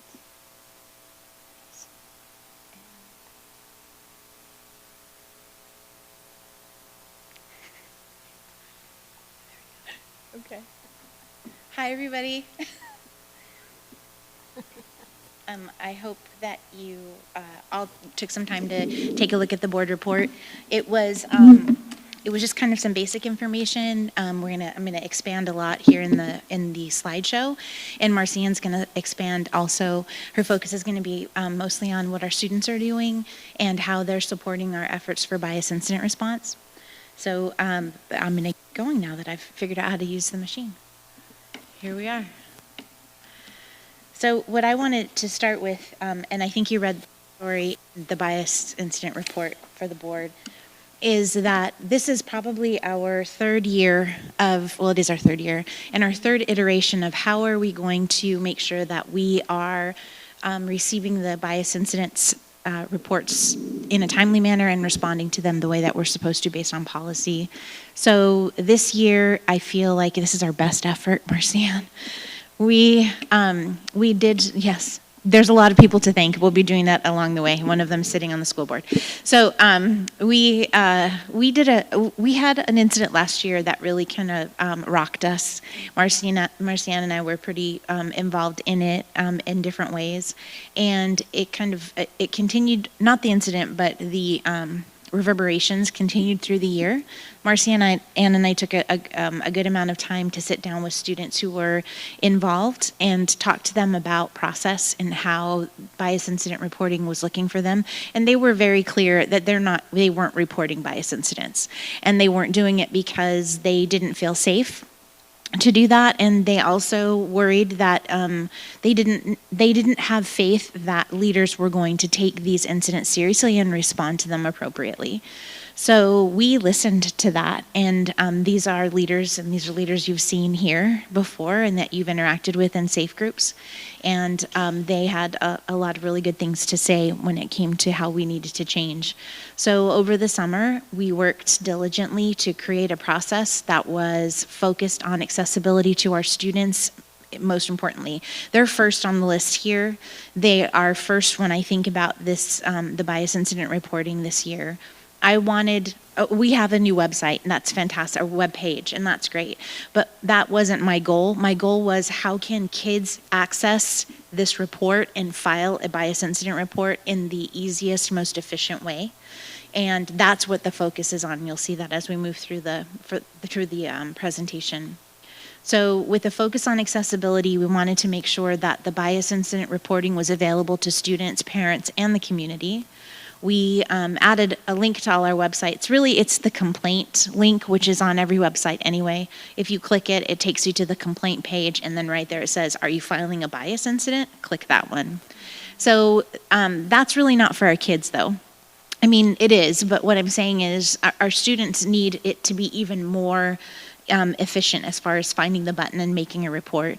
So one of the things you read in the report I sent to the board is that by the end of this month, there will be a Canvas button available on all of our students' Chromebooks, grade 6 through 12, in their Canvas LMS that allows them to file an incident report from, if it's happening at the desk over there, they can click that and put it in. And they can put it in anonymously, or they can ask to, they can identify themselves so that they can have a full response. We're going to talk a little bit about our push to make sure our kids see this and know that it exists. And you saw some of the posters, but we'll see them bigger here in this report. The other piece that I wanted to recognize was that reporting anonymously.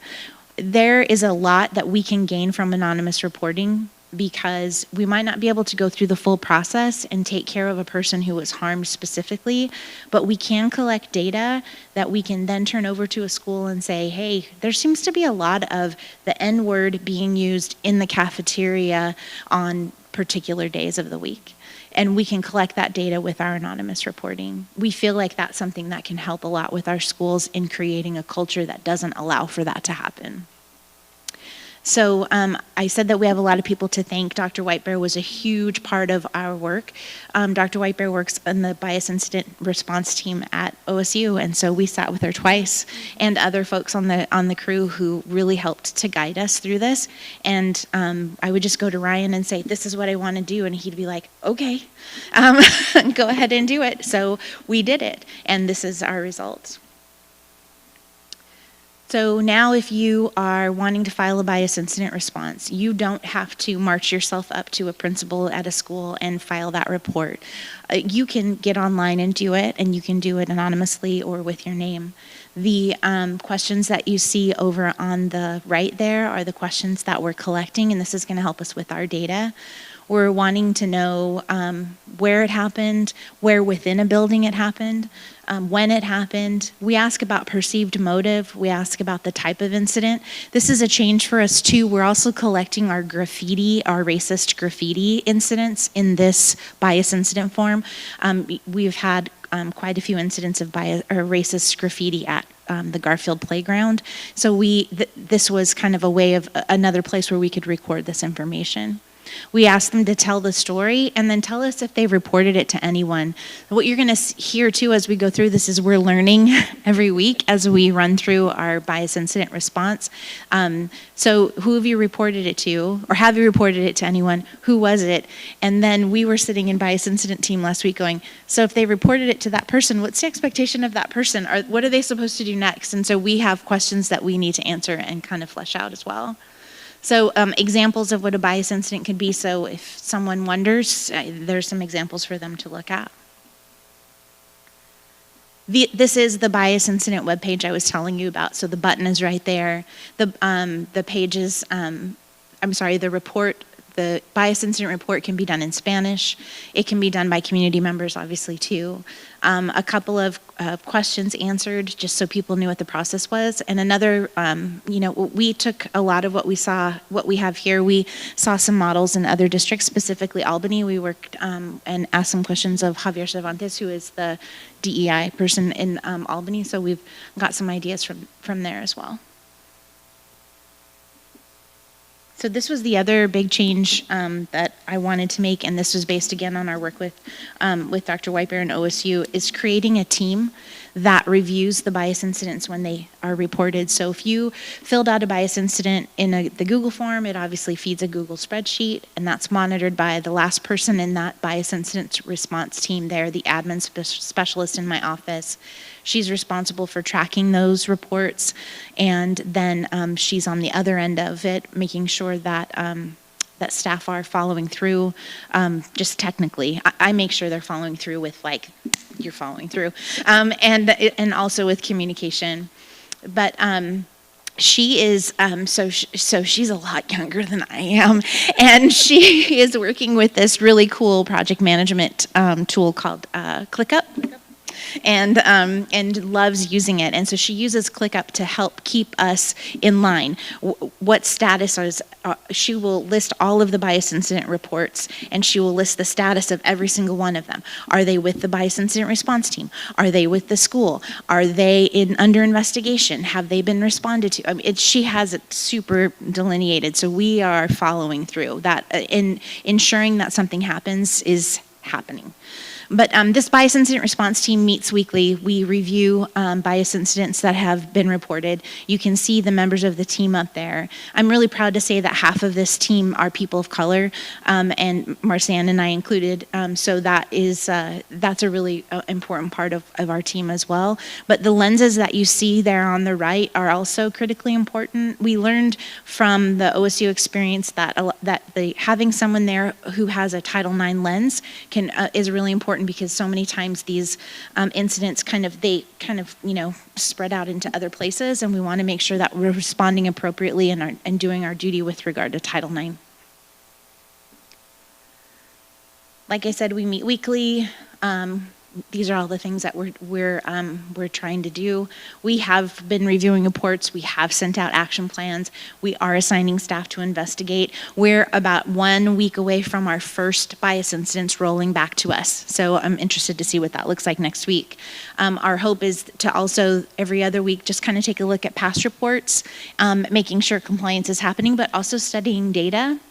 And one part of this that is new for us and is something that I am trying to figure out how to do in a way that makes sense for complaints, which is the follow-up. How about a month later, coming back to the person who filed the report and saying, so how's it going? Like, what support have you received? Are you being taken care of? And what more do we need to do to make sure this kind of thing doesn't happen again? So that's another piece of our tracking. Our principals are receiving a file folder filled with tools and directions. Very, very loud, bossy directions that I've put together for them. But this racial language and behavior scale, this is something that Marcianne pulled together, and it is super powerful because when we think about language and microaggressions, and we also think about the age of our students who are doing things, we lay that over this. So Marcianne can talk more about it if you wanted to do that, but I think what I would like to say about it is it's one tool in our toolkit. And when I talk to elementary principals who have like one student who was mean to another student, and it was like, is it a full-on racial bias incident, or are we talking about a microaggression?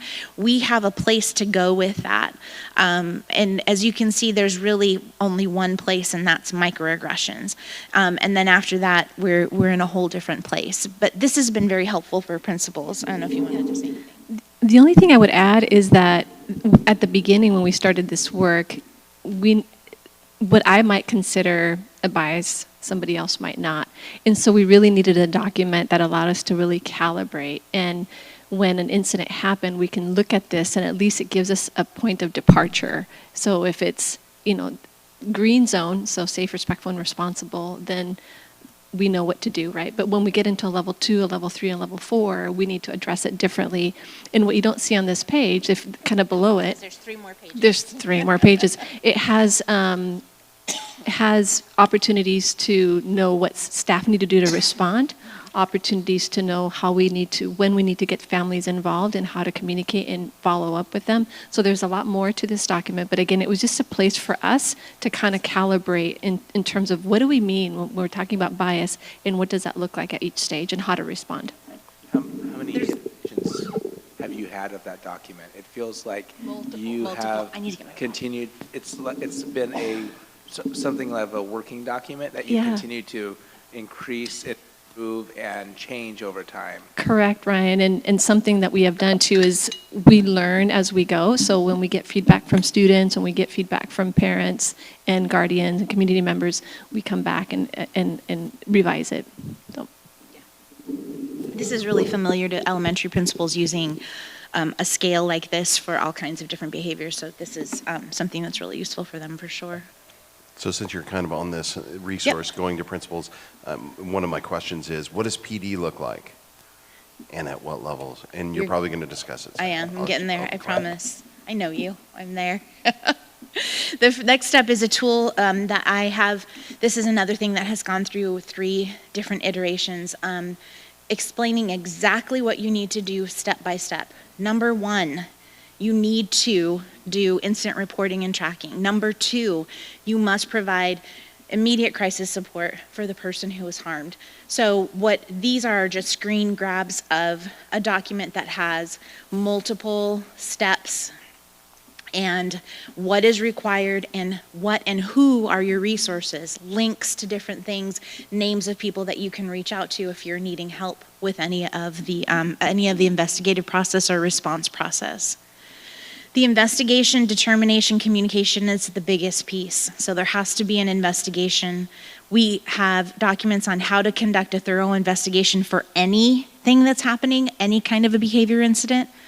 We have links to the Every Student Belongs Bias Incident Guide, which is a great piece of information. It has tons of information on restorative practices and how to keep kids safe.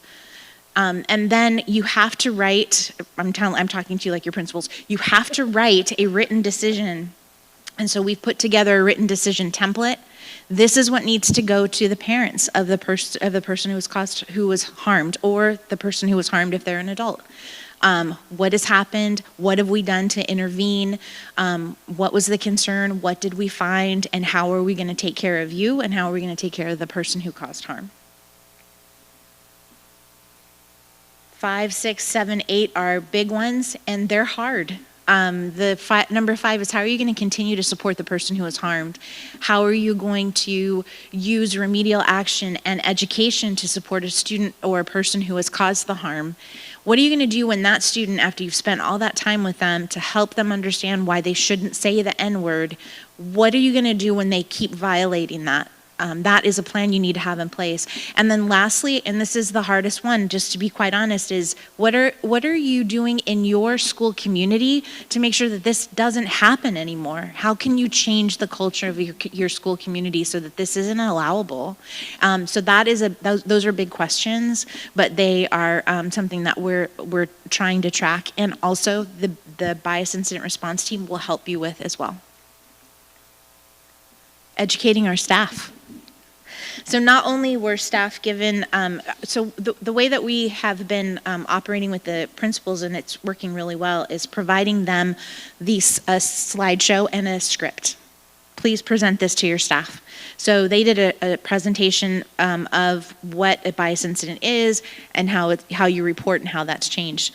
But more importantly, we wanted to talk about how you handle when a bias incident or racism or stereotyping happens in your classroom in the moment.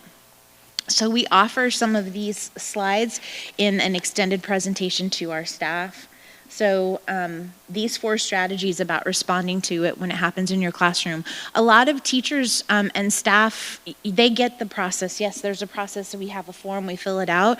But what do I do when the kids said it right in my room? Now what do I do? So we ask them to interrupt, and we ask them to educate, question, and then echo. The power of being someone who is continuing to say that whole multiplying effect of voices. When someone has said something and one person's speaking up, echo and do that as well. So we're trying to focus on these 4 aspects of that progress or strategies.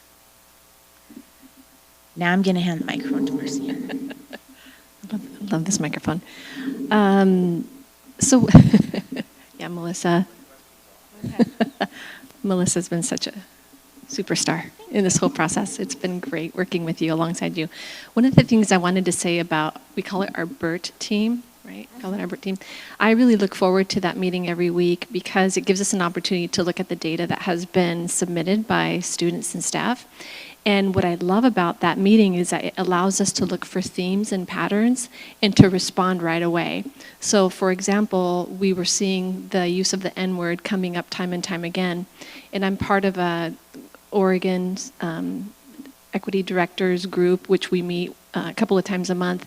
And it just so happened that that resource was given to us just that week. So right away, we emailed it out to staff, our equity TOSAs and our SAFE advisors. It was a very easy to use resource that gave teachers and staff opportunities to how to interrupt that and how to reteach and what to do, and it had video. So that's what I love about that meeting, that it allows us to look at the data right away and to be able to respond in a timely manner.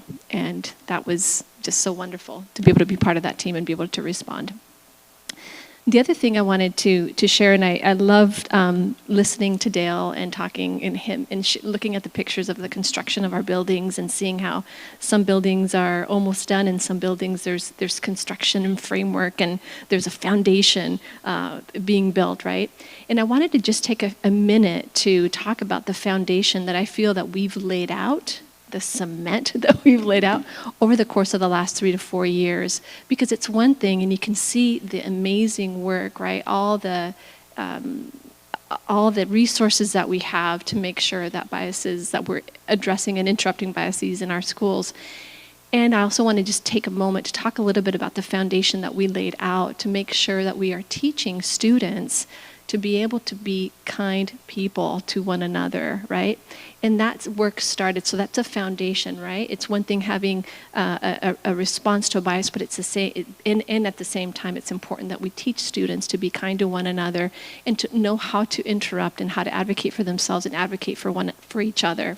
So I know we've talked about this in the past, and you've heard some information, but I think it's just important to bring it back and inform the community too of what we're doing in our schools, because I think that gets to number 8. And that's our lessons for racial equity. And the objective of our lessons for racial equity are to create culturally and socially just classroom spaces.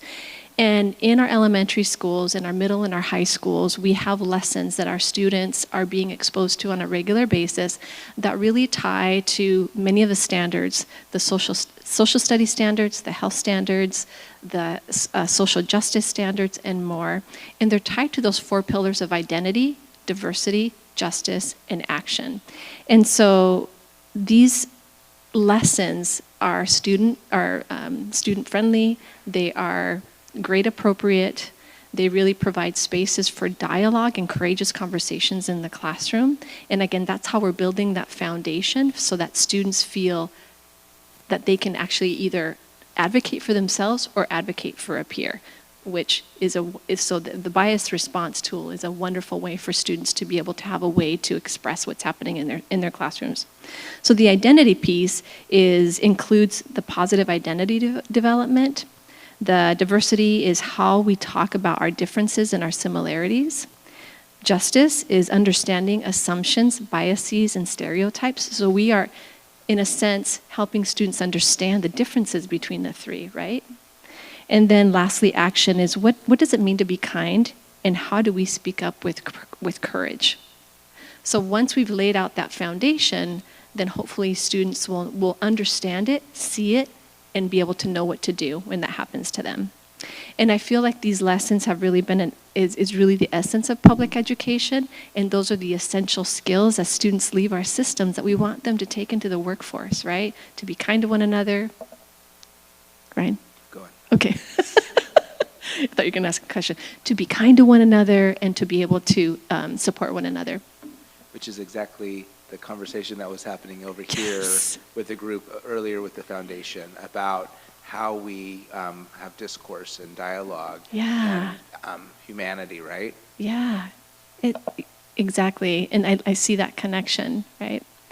And so that is the foundation that we are trying to set, and it's something that we've been very intentional, and I think the word for the night is intentionality. We're trying to be very intentional, right? So next, our SAFE students. I could talk about our SAFE students forever. Oh my gosh. These are just, I gotta say, so proud of these students, so proud of our advisors and equity TOSAs that work with these students every single day. And our SAFE students, we wanted to put these pictures in front of you because we really wanted to talk about that foundation, that cement that we've been, paving the way, is really in an effort to make sure that our students, that we aren't doing random acts of equity, right? That we are being very intentional and that we are amplifying students' voice. So Melissa started by saying, last spring, students came to us concerned. They were talking about the experiences that they had in our schools, and they were asking for a call to action. They were talking about truth to power, and they wanted us to do something. And they didn't want to wait. They were like, this is happening right now. We need to do something for the students now. And they were actually talking about, these were seniors that were about to leave our system. And they were like, please do something to support my sister, my brother, my neighbor, right?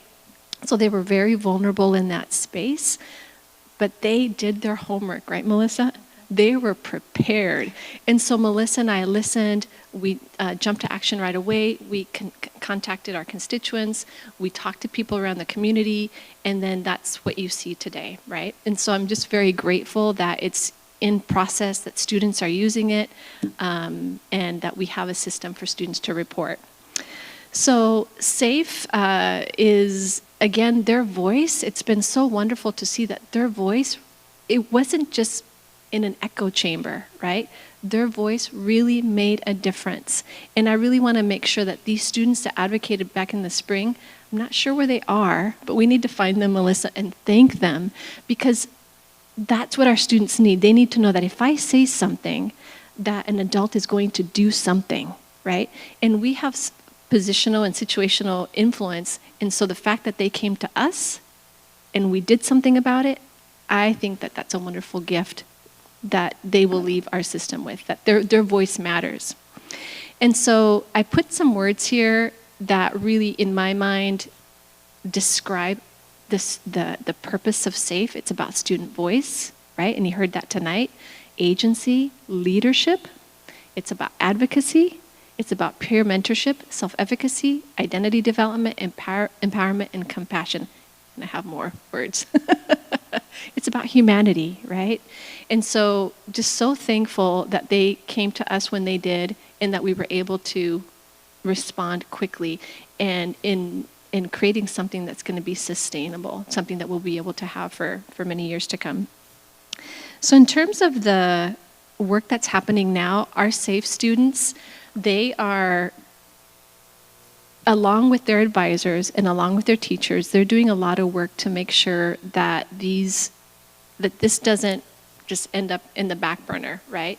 They are currently creating lessons during advisor that really provide information and education for other students in their schools around how to report a bias.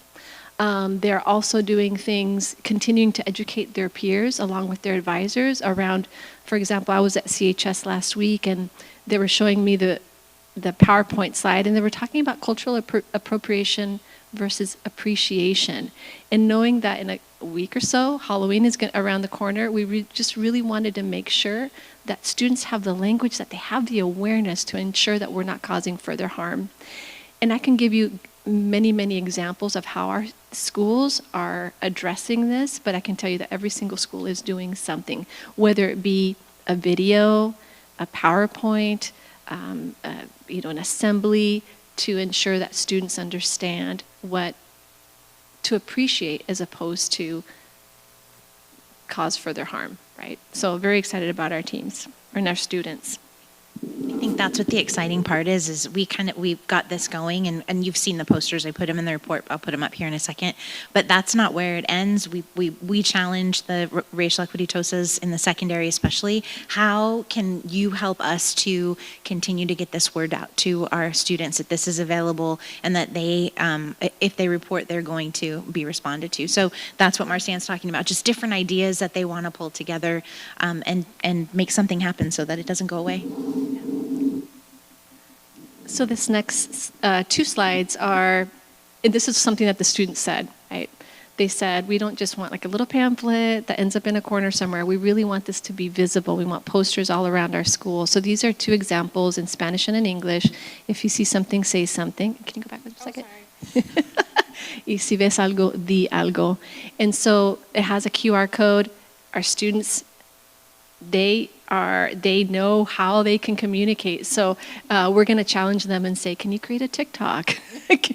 How will this engage our students, and what other multiple modalities, what other multiple ways can we put out there so that way students know how to report. Quick example, I was talking to a parent today, and they said that they mentioned something about their student having a hard day, and the student called the parent, and the parent was able to say, you know what, go around the corner, look at that QR code, and report what just happened. So it's a wonderful way of students to be able to help themselves in the school, and the QR code is just a wonderful way that takes them to that form that Melissa was talking about.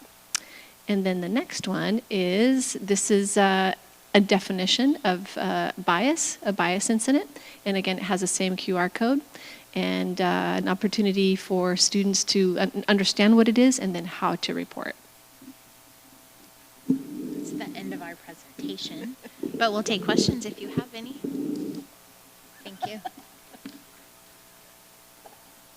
Good job, Melissa. Thank you.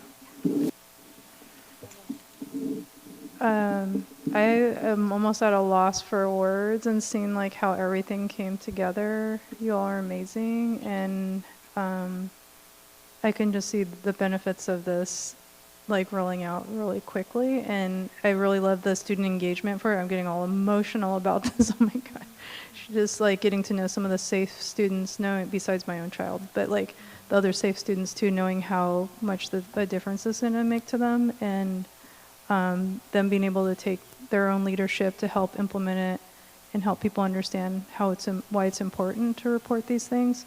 Yeah, so just lots of appreciation for all you all's hard work and everything. Well, we have a lot of appreciation for you and all the help that you provided us, so thank you.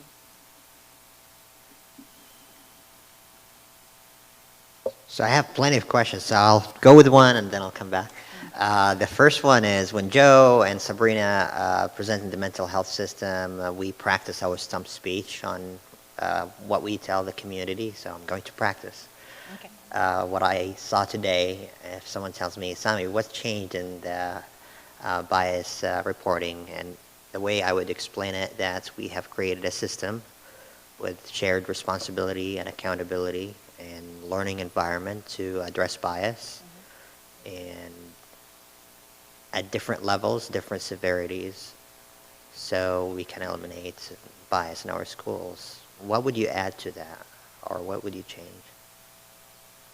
I think that putting students at the center of all of that, that this is about them, this is about keeping them safe, creating a safe environment for them at school, and to guarantee to them that we'll take action when something like this happens, which I think is, the message there is this is not how we operate here in Corvallis School District. So tell us about it, because we're going to do something about it. Beautiful, thank you.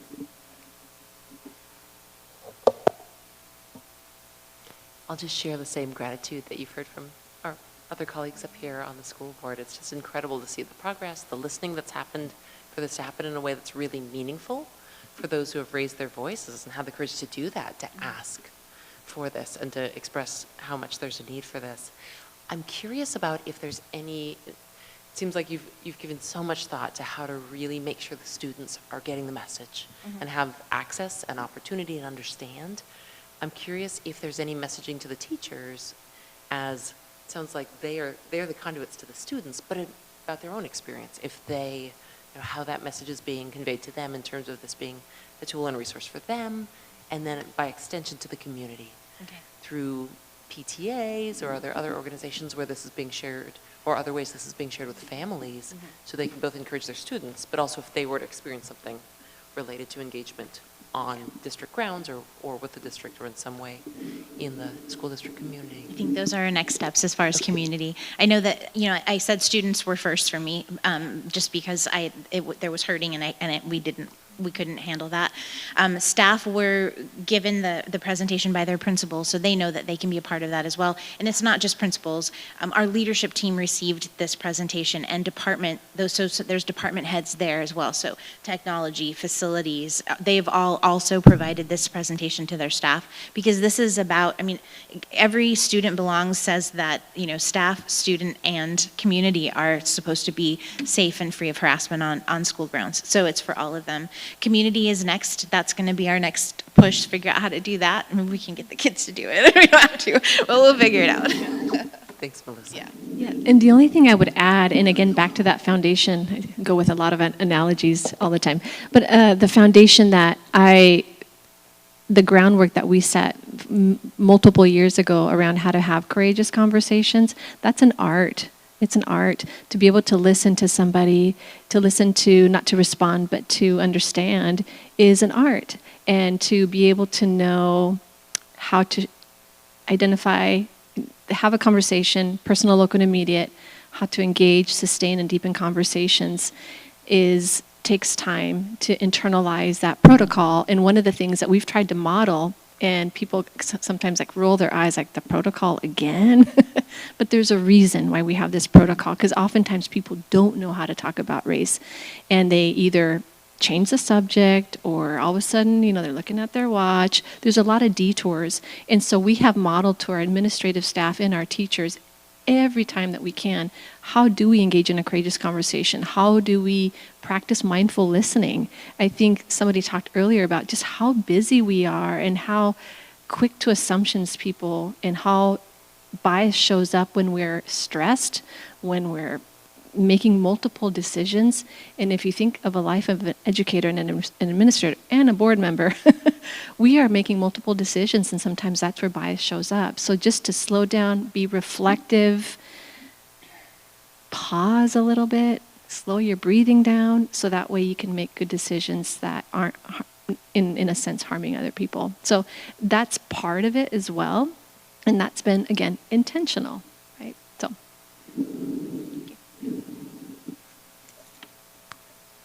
When I think of goal 2 for this district, equity systems, this is a sterling example of that. And I'm deeply appreciative of how this system that you've created touches all the way from the boardroom, all through district staff, down to buildings, down to classrooms, to kids, and out to families. It truly is a systematic change. And the reality is that what we're fighting is systematic bias. And so you've created a wonderful systematic response to that. My question for you is that our children are going to go leave our schools. They're going to leave our community. And I think you're unique in addressing bias in this way. What are we doing to prepare them to interrupt when they're out there and bias incidents happen and there's no reporting system? How do they keep themselves, how do they keep the victim, whether it's themselves or somebody else, safe? How do they start that restorative process? Is there a plan for that? Are we educating them? And it's similar to the what you shared with for staff. Yeah, interrupted. I've seen that protocol before. Mm-hmm. So interruption protocol and how to keep people safe. Are we teaching that to our kids as well? Or will we teach that to our children? Because I know my kids need to learn it. And you know what? And I'll make this personal, local, and immediate. In my racial awakening in my adult life, I didn't learn those skills until very late in my life. And so I've been in bias incidents where I did the easy thing because of my lived experience. And had I had the skills, had I had learned that in school, things might have been different. So I want that opportunity. This isn't just about kids of color. This is about white kids too. Yeah. So that they can participate. Totally. So Vince, that's such a great question and thought that you put out there. I have kind of 2 responses. I'm sure there's more. How much time do we have? Okay. I know we are always. Every time you invite me to speak to the board, you're all here till midnight. I think positive identity development, and that's one of the first things that we have done with our racial equity lessons. That's one of the first things we talk about with our safe students. That's one of the first things that our building leaders have done during the back to school. I remember last year that was a collective topic theme, because you have to know yourself before you can know others, right? And so it's so much about looking in the mirror and finding, your who you are, your purpose, and in that work, and for some it happens quickly, for some it's a lifetime, right? And it's understanding your why and your purpose and finding out what your superpowers are, what gifts you bring. And I think through all these activities that we do with, and I'll speak, giving the example of SAFE students, where they're able to internalize who they are, they're able to be proud of who they are, they're able to be proud of where they came from, they're able to participate in engaging in relevant activities that they came up with, murals, videos, assemblies. That's what builds that resilience. And I think I might have heard the word resilience earlier. That builds that resilience so that way when they go out into the, quote unquote, real world, they have built their resiliency, their equity muscle, their voice, they have practiced, so that way when there is going to be a moment where they're going to have to stand up for themselves or stand up for another person, it's not the first time they've seen it. It's not the first time they've experienced it. Kind of like the idea of a fire drill, right? We have fire drills, not that we're going to expect the fire every month, it's because we're practicing for what might happen. And that's the same thing with this work. And what I've noticed is that a lot of our educators, they provide space for students to practice, right? So they use all those great teaching strategies like turn and talk, and they're doing role plays, for example, to practice these skills in a safe setting, right? And we also model that with our leaders, and we tell them all the time, if we can't have this conversation here, then how are you going to have that conversation out there? And so it sounds like a broken record, but that's what we need to do to build that skill in order when they go to their first job and somebody says something that's really inappropriate, we're teaching them not to just let it slide, but to actually turn around and have a conversation with that person. And so that's what we're trying to build. And those are those essential skills that you can't necessarily find in a book, but we feel like those skills are skills that are going to be lifelong giving, right? Thank you. You're welcome. So we are running over, but I think this is something we all care about enough that we'll do another round of questions. So while you were talking, I was thinking about how the renaming process became so much more than I envisioned. And I was thinking how last year when SAFE students spoke with some of our board members about their experience and spoke with you, and we sort of said we need to do better. Mm-hmm. Again, so much more than I envisioned. So, yeah, I'm feeling very grateful to the hard work done and for Lou for sharing her expertise so that we could serve our students better. My big question when I first started reading the report was, are we seeing an impact? How soon will we know if this is working? And immediately you could see the Just data. go to page 3, Yeah, exactly. the data at the bottom. Yeah. That the number of reports is coming in, and you're talking about you're a week away from seeing investigations come back. Yeah. So, I mean, I think I'm not going to ask a question right now because that was my big question. And I think what I really appreciate what you said tonight in that report is that it was obviously we're filling a need, mm-hmm. and that we're doing it in a way that's making an impact right away. And I think the next step is seeing and how the results of that then you trickle down and making actually supporting the students and making them feel safer. So, thank you. Thank you. So one more question, everyone. Okay, we're just same Same order? order, Yeah, yeah. same order, okay. I was gonna ask a question too about the data stuff, because you all know me. I know, you love it. But I noticed you all added disability in there, and I wanted to really applaud that, that's in there, and make sure folk were aware that that's being tracked as well, because that's often missed, and so I really appreciate that. And that the elementary numbers are pretty low so far, which is great.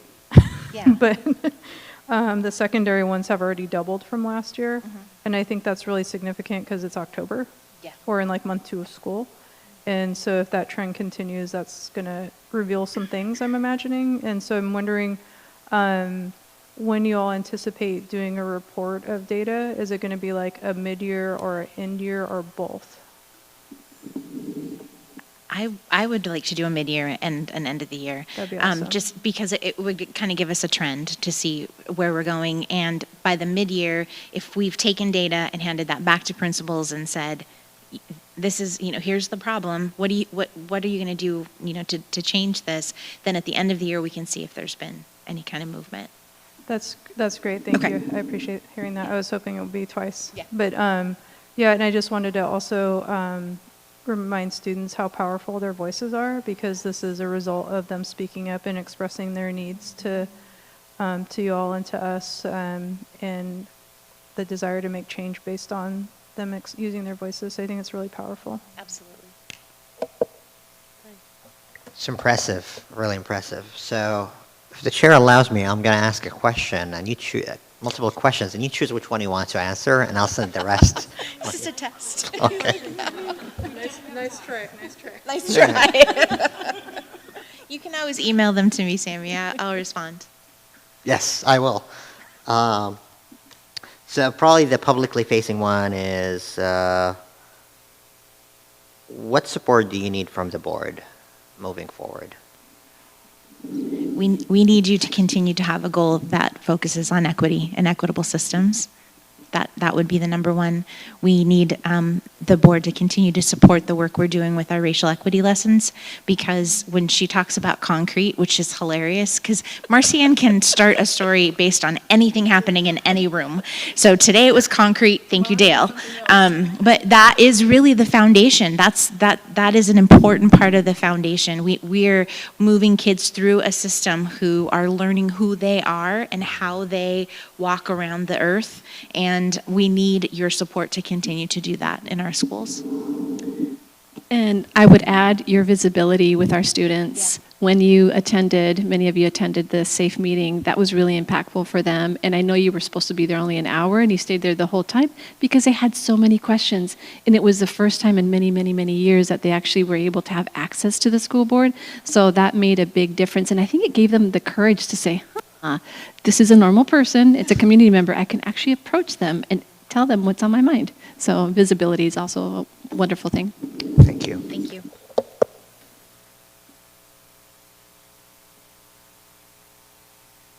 Okay, thank you. I think we're good. I want to add that when you talk about understanding their identity and walking through the world, I have kids in the school district. I have had my children come home from school talking about the lessons they've learned at school, and we've had conversations about our identity and how that impacts how we walk through the world. So, I'm seeing it in action, and it's great. We love that. So thank you. Thank you. I'm going to break my record for having a meeting run long. So the next item on our agenda is to approve the contract with the Oregon School Employees Association. So we need Jennifer here for that.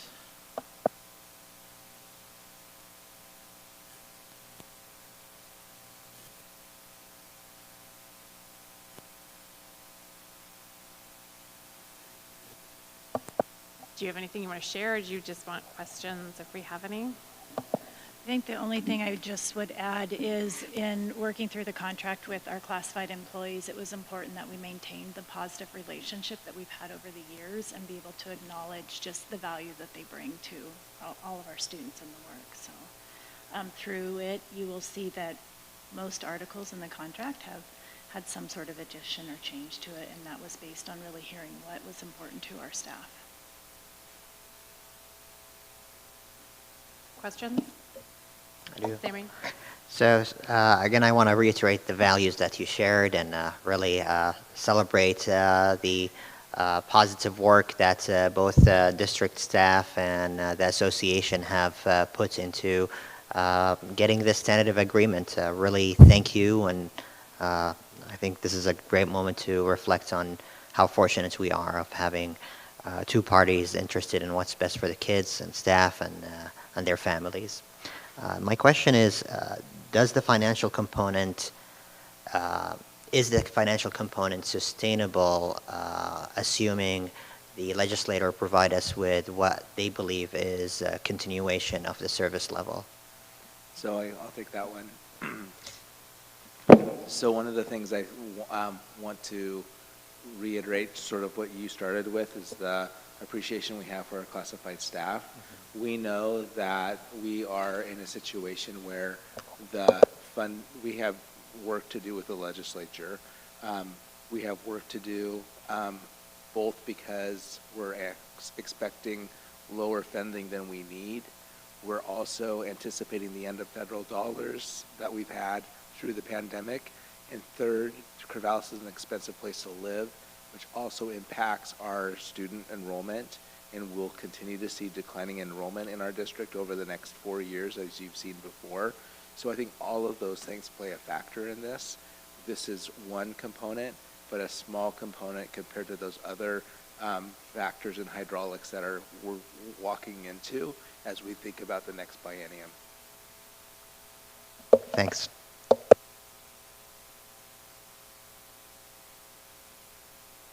Okay, does anyone wish to make a motion? Before you make a motion, sorry, Sammy, I just want to take a moment to appreciate Jennifer and Olivia and our other team members. Kim Patton participated, Byron Bethards, Nicole Hendricks, Vince Adams as the representative of the board. We met many times over many hours, and so the work of the team to continue to be creative and come back again and again to try to find ways that we could find agreement takes a lot of effort and work, and so I just want to appreciate the team that participated.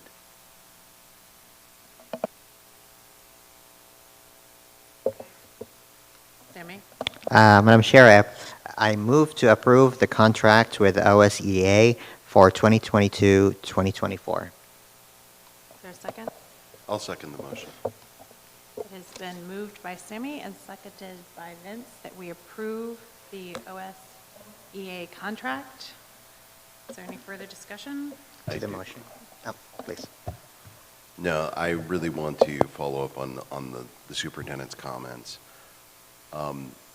In my tenure on the board, I don't think that we have had negotiations this long that were quite so challenging. Both the district team and the classified union representation worked diligently and hard to reach this agreement. They came with strong expectations, working to try to get what their constituency needed, and we came with a really stiff budget constraint. This agreement represents a deep appreciation on the part of the district staff for the work that our classified folks do, that they're essential to our district. We can't have school without our EAs, without our custodians, without our food service staff. And so, you know, they're an essential part of doing this work. I was just really, really impressed with our district staff, their fierce attention to detail. This was a very, very complex process with every chapter of the agreement open in addition to finance. And I think the other two themes that really stood out to me in the time that we were doing this is that staff, our district leadership, were always prioritizing the needs of our staff and keeping kids at the center with that, you know, knowing that our staff are the biggest predictor of success for our kids. And so I'm really appreciative. Thank you, Jennifer, for your hard work. And everyone who was on the negotiating team. It was heartfelt. It was raw from time to time. And I'm really pleased that we've come to this agreement that we can meet in the middle. So I want to share my agreements with the sentiments and the information that's was shared, especially Jennifer, Ryan, and Vince. And also, I want to recognize how pro-union this board is. I've been around the state, and we are one of the most pro-union, focused on what's best for the children. And for the reasons that Ryan highlighted and Vince highlighted, My yes vote is a celebratory, enthusiastic yes.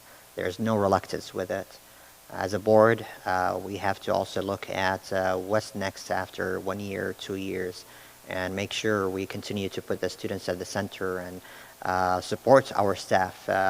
And I believe that comes with a cautionary note, which is as we vote yes, we celebrate tonight, we wake up tomorrow, and we have to advocate. And this board cannot do it alone. Community members, the staff need to advocate as much as possible to highlight to the legislator and the federal funding sources that we cannot settle for less. So we can continue providing progressive agreements that takes care of our staff like this one. So that's my worry, but I am very confident that we have the best advocates in our community that will fight for the staff. So in 2024, we have even better agreements, not only sustain it. And I think that's not going to happen without active and proactive work that we need to do. With that, I'm enthusiastic yes tonight, but let's get to work tomorrow on advocacy for more funding. No, I also want to express my appreciation. It has been sort of on the sidelines, getting the updates and watching what's been going on. It has been a challenging process. I think what we've come up with, especially recognizing the contributions of our staff to our ability to carry out a school day every day is really critical. And I think recognizing that we live in a community that's as expensive and as hard to live in for a lot of people as it is, you're coming to an agreement that recognizes the value of our employees and helps them out as much as we can, I think is really key.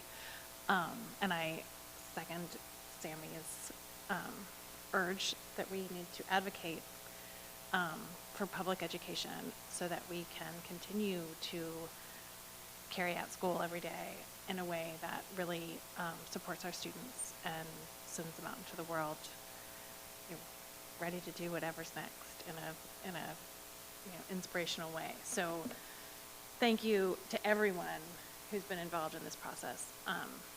And I'm really glad we can now move to a vote and we can go forward in the school year without this uncertainty sort of hanging over us like it has been for a while now. So votes. Director Abdraba. Aye. Director Whitebear. Aye. Director Tomini. Aye. Director Adams. Aye. And I vote aye. Passes unanimously.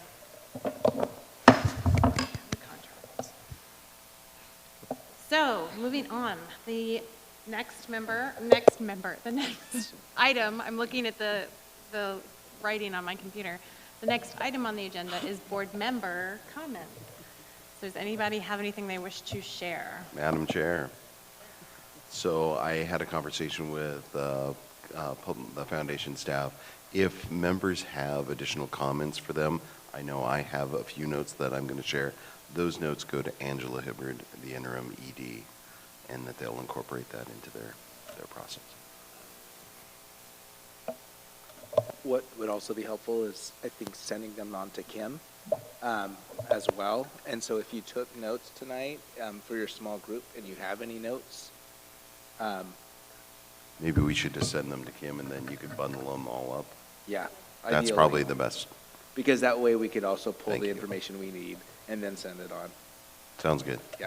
In my small group, just so you all know, Frank expressed some desire to send more thoughts by email for our, the questions we were asking also. So if you have anything else, or if other foundation board members want to send anything else, we can share that with Kim also.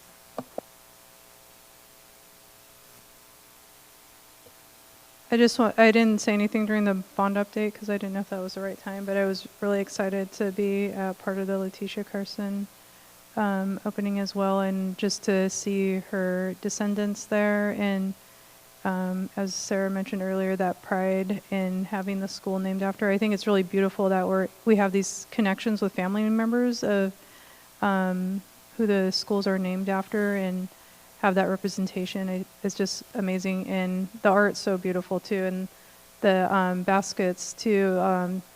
I really appreciate that they're from a different style from this region because they're Umatilla tribal members, and seeing the different weaving patterns I think is really enriching for students too, because sometimes people think like indigenous people are all one and the same, and there's so many differences. So for them to even have that small cultural difference represented within the school from Eastern Oregon over here in the Willamette Valley to think about as they see things that are more local, I think is really awesome too. And so I just wanted to say thanks to everybody that helped pull that together, and Tarek Beasley for all his enthusiasm as well and getting that together. And I couldn't be there for the whole thing, but I was glad to be there for the part I could.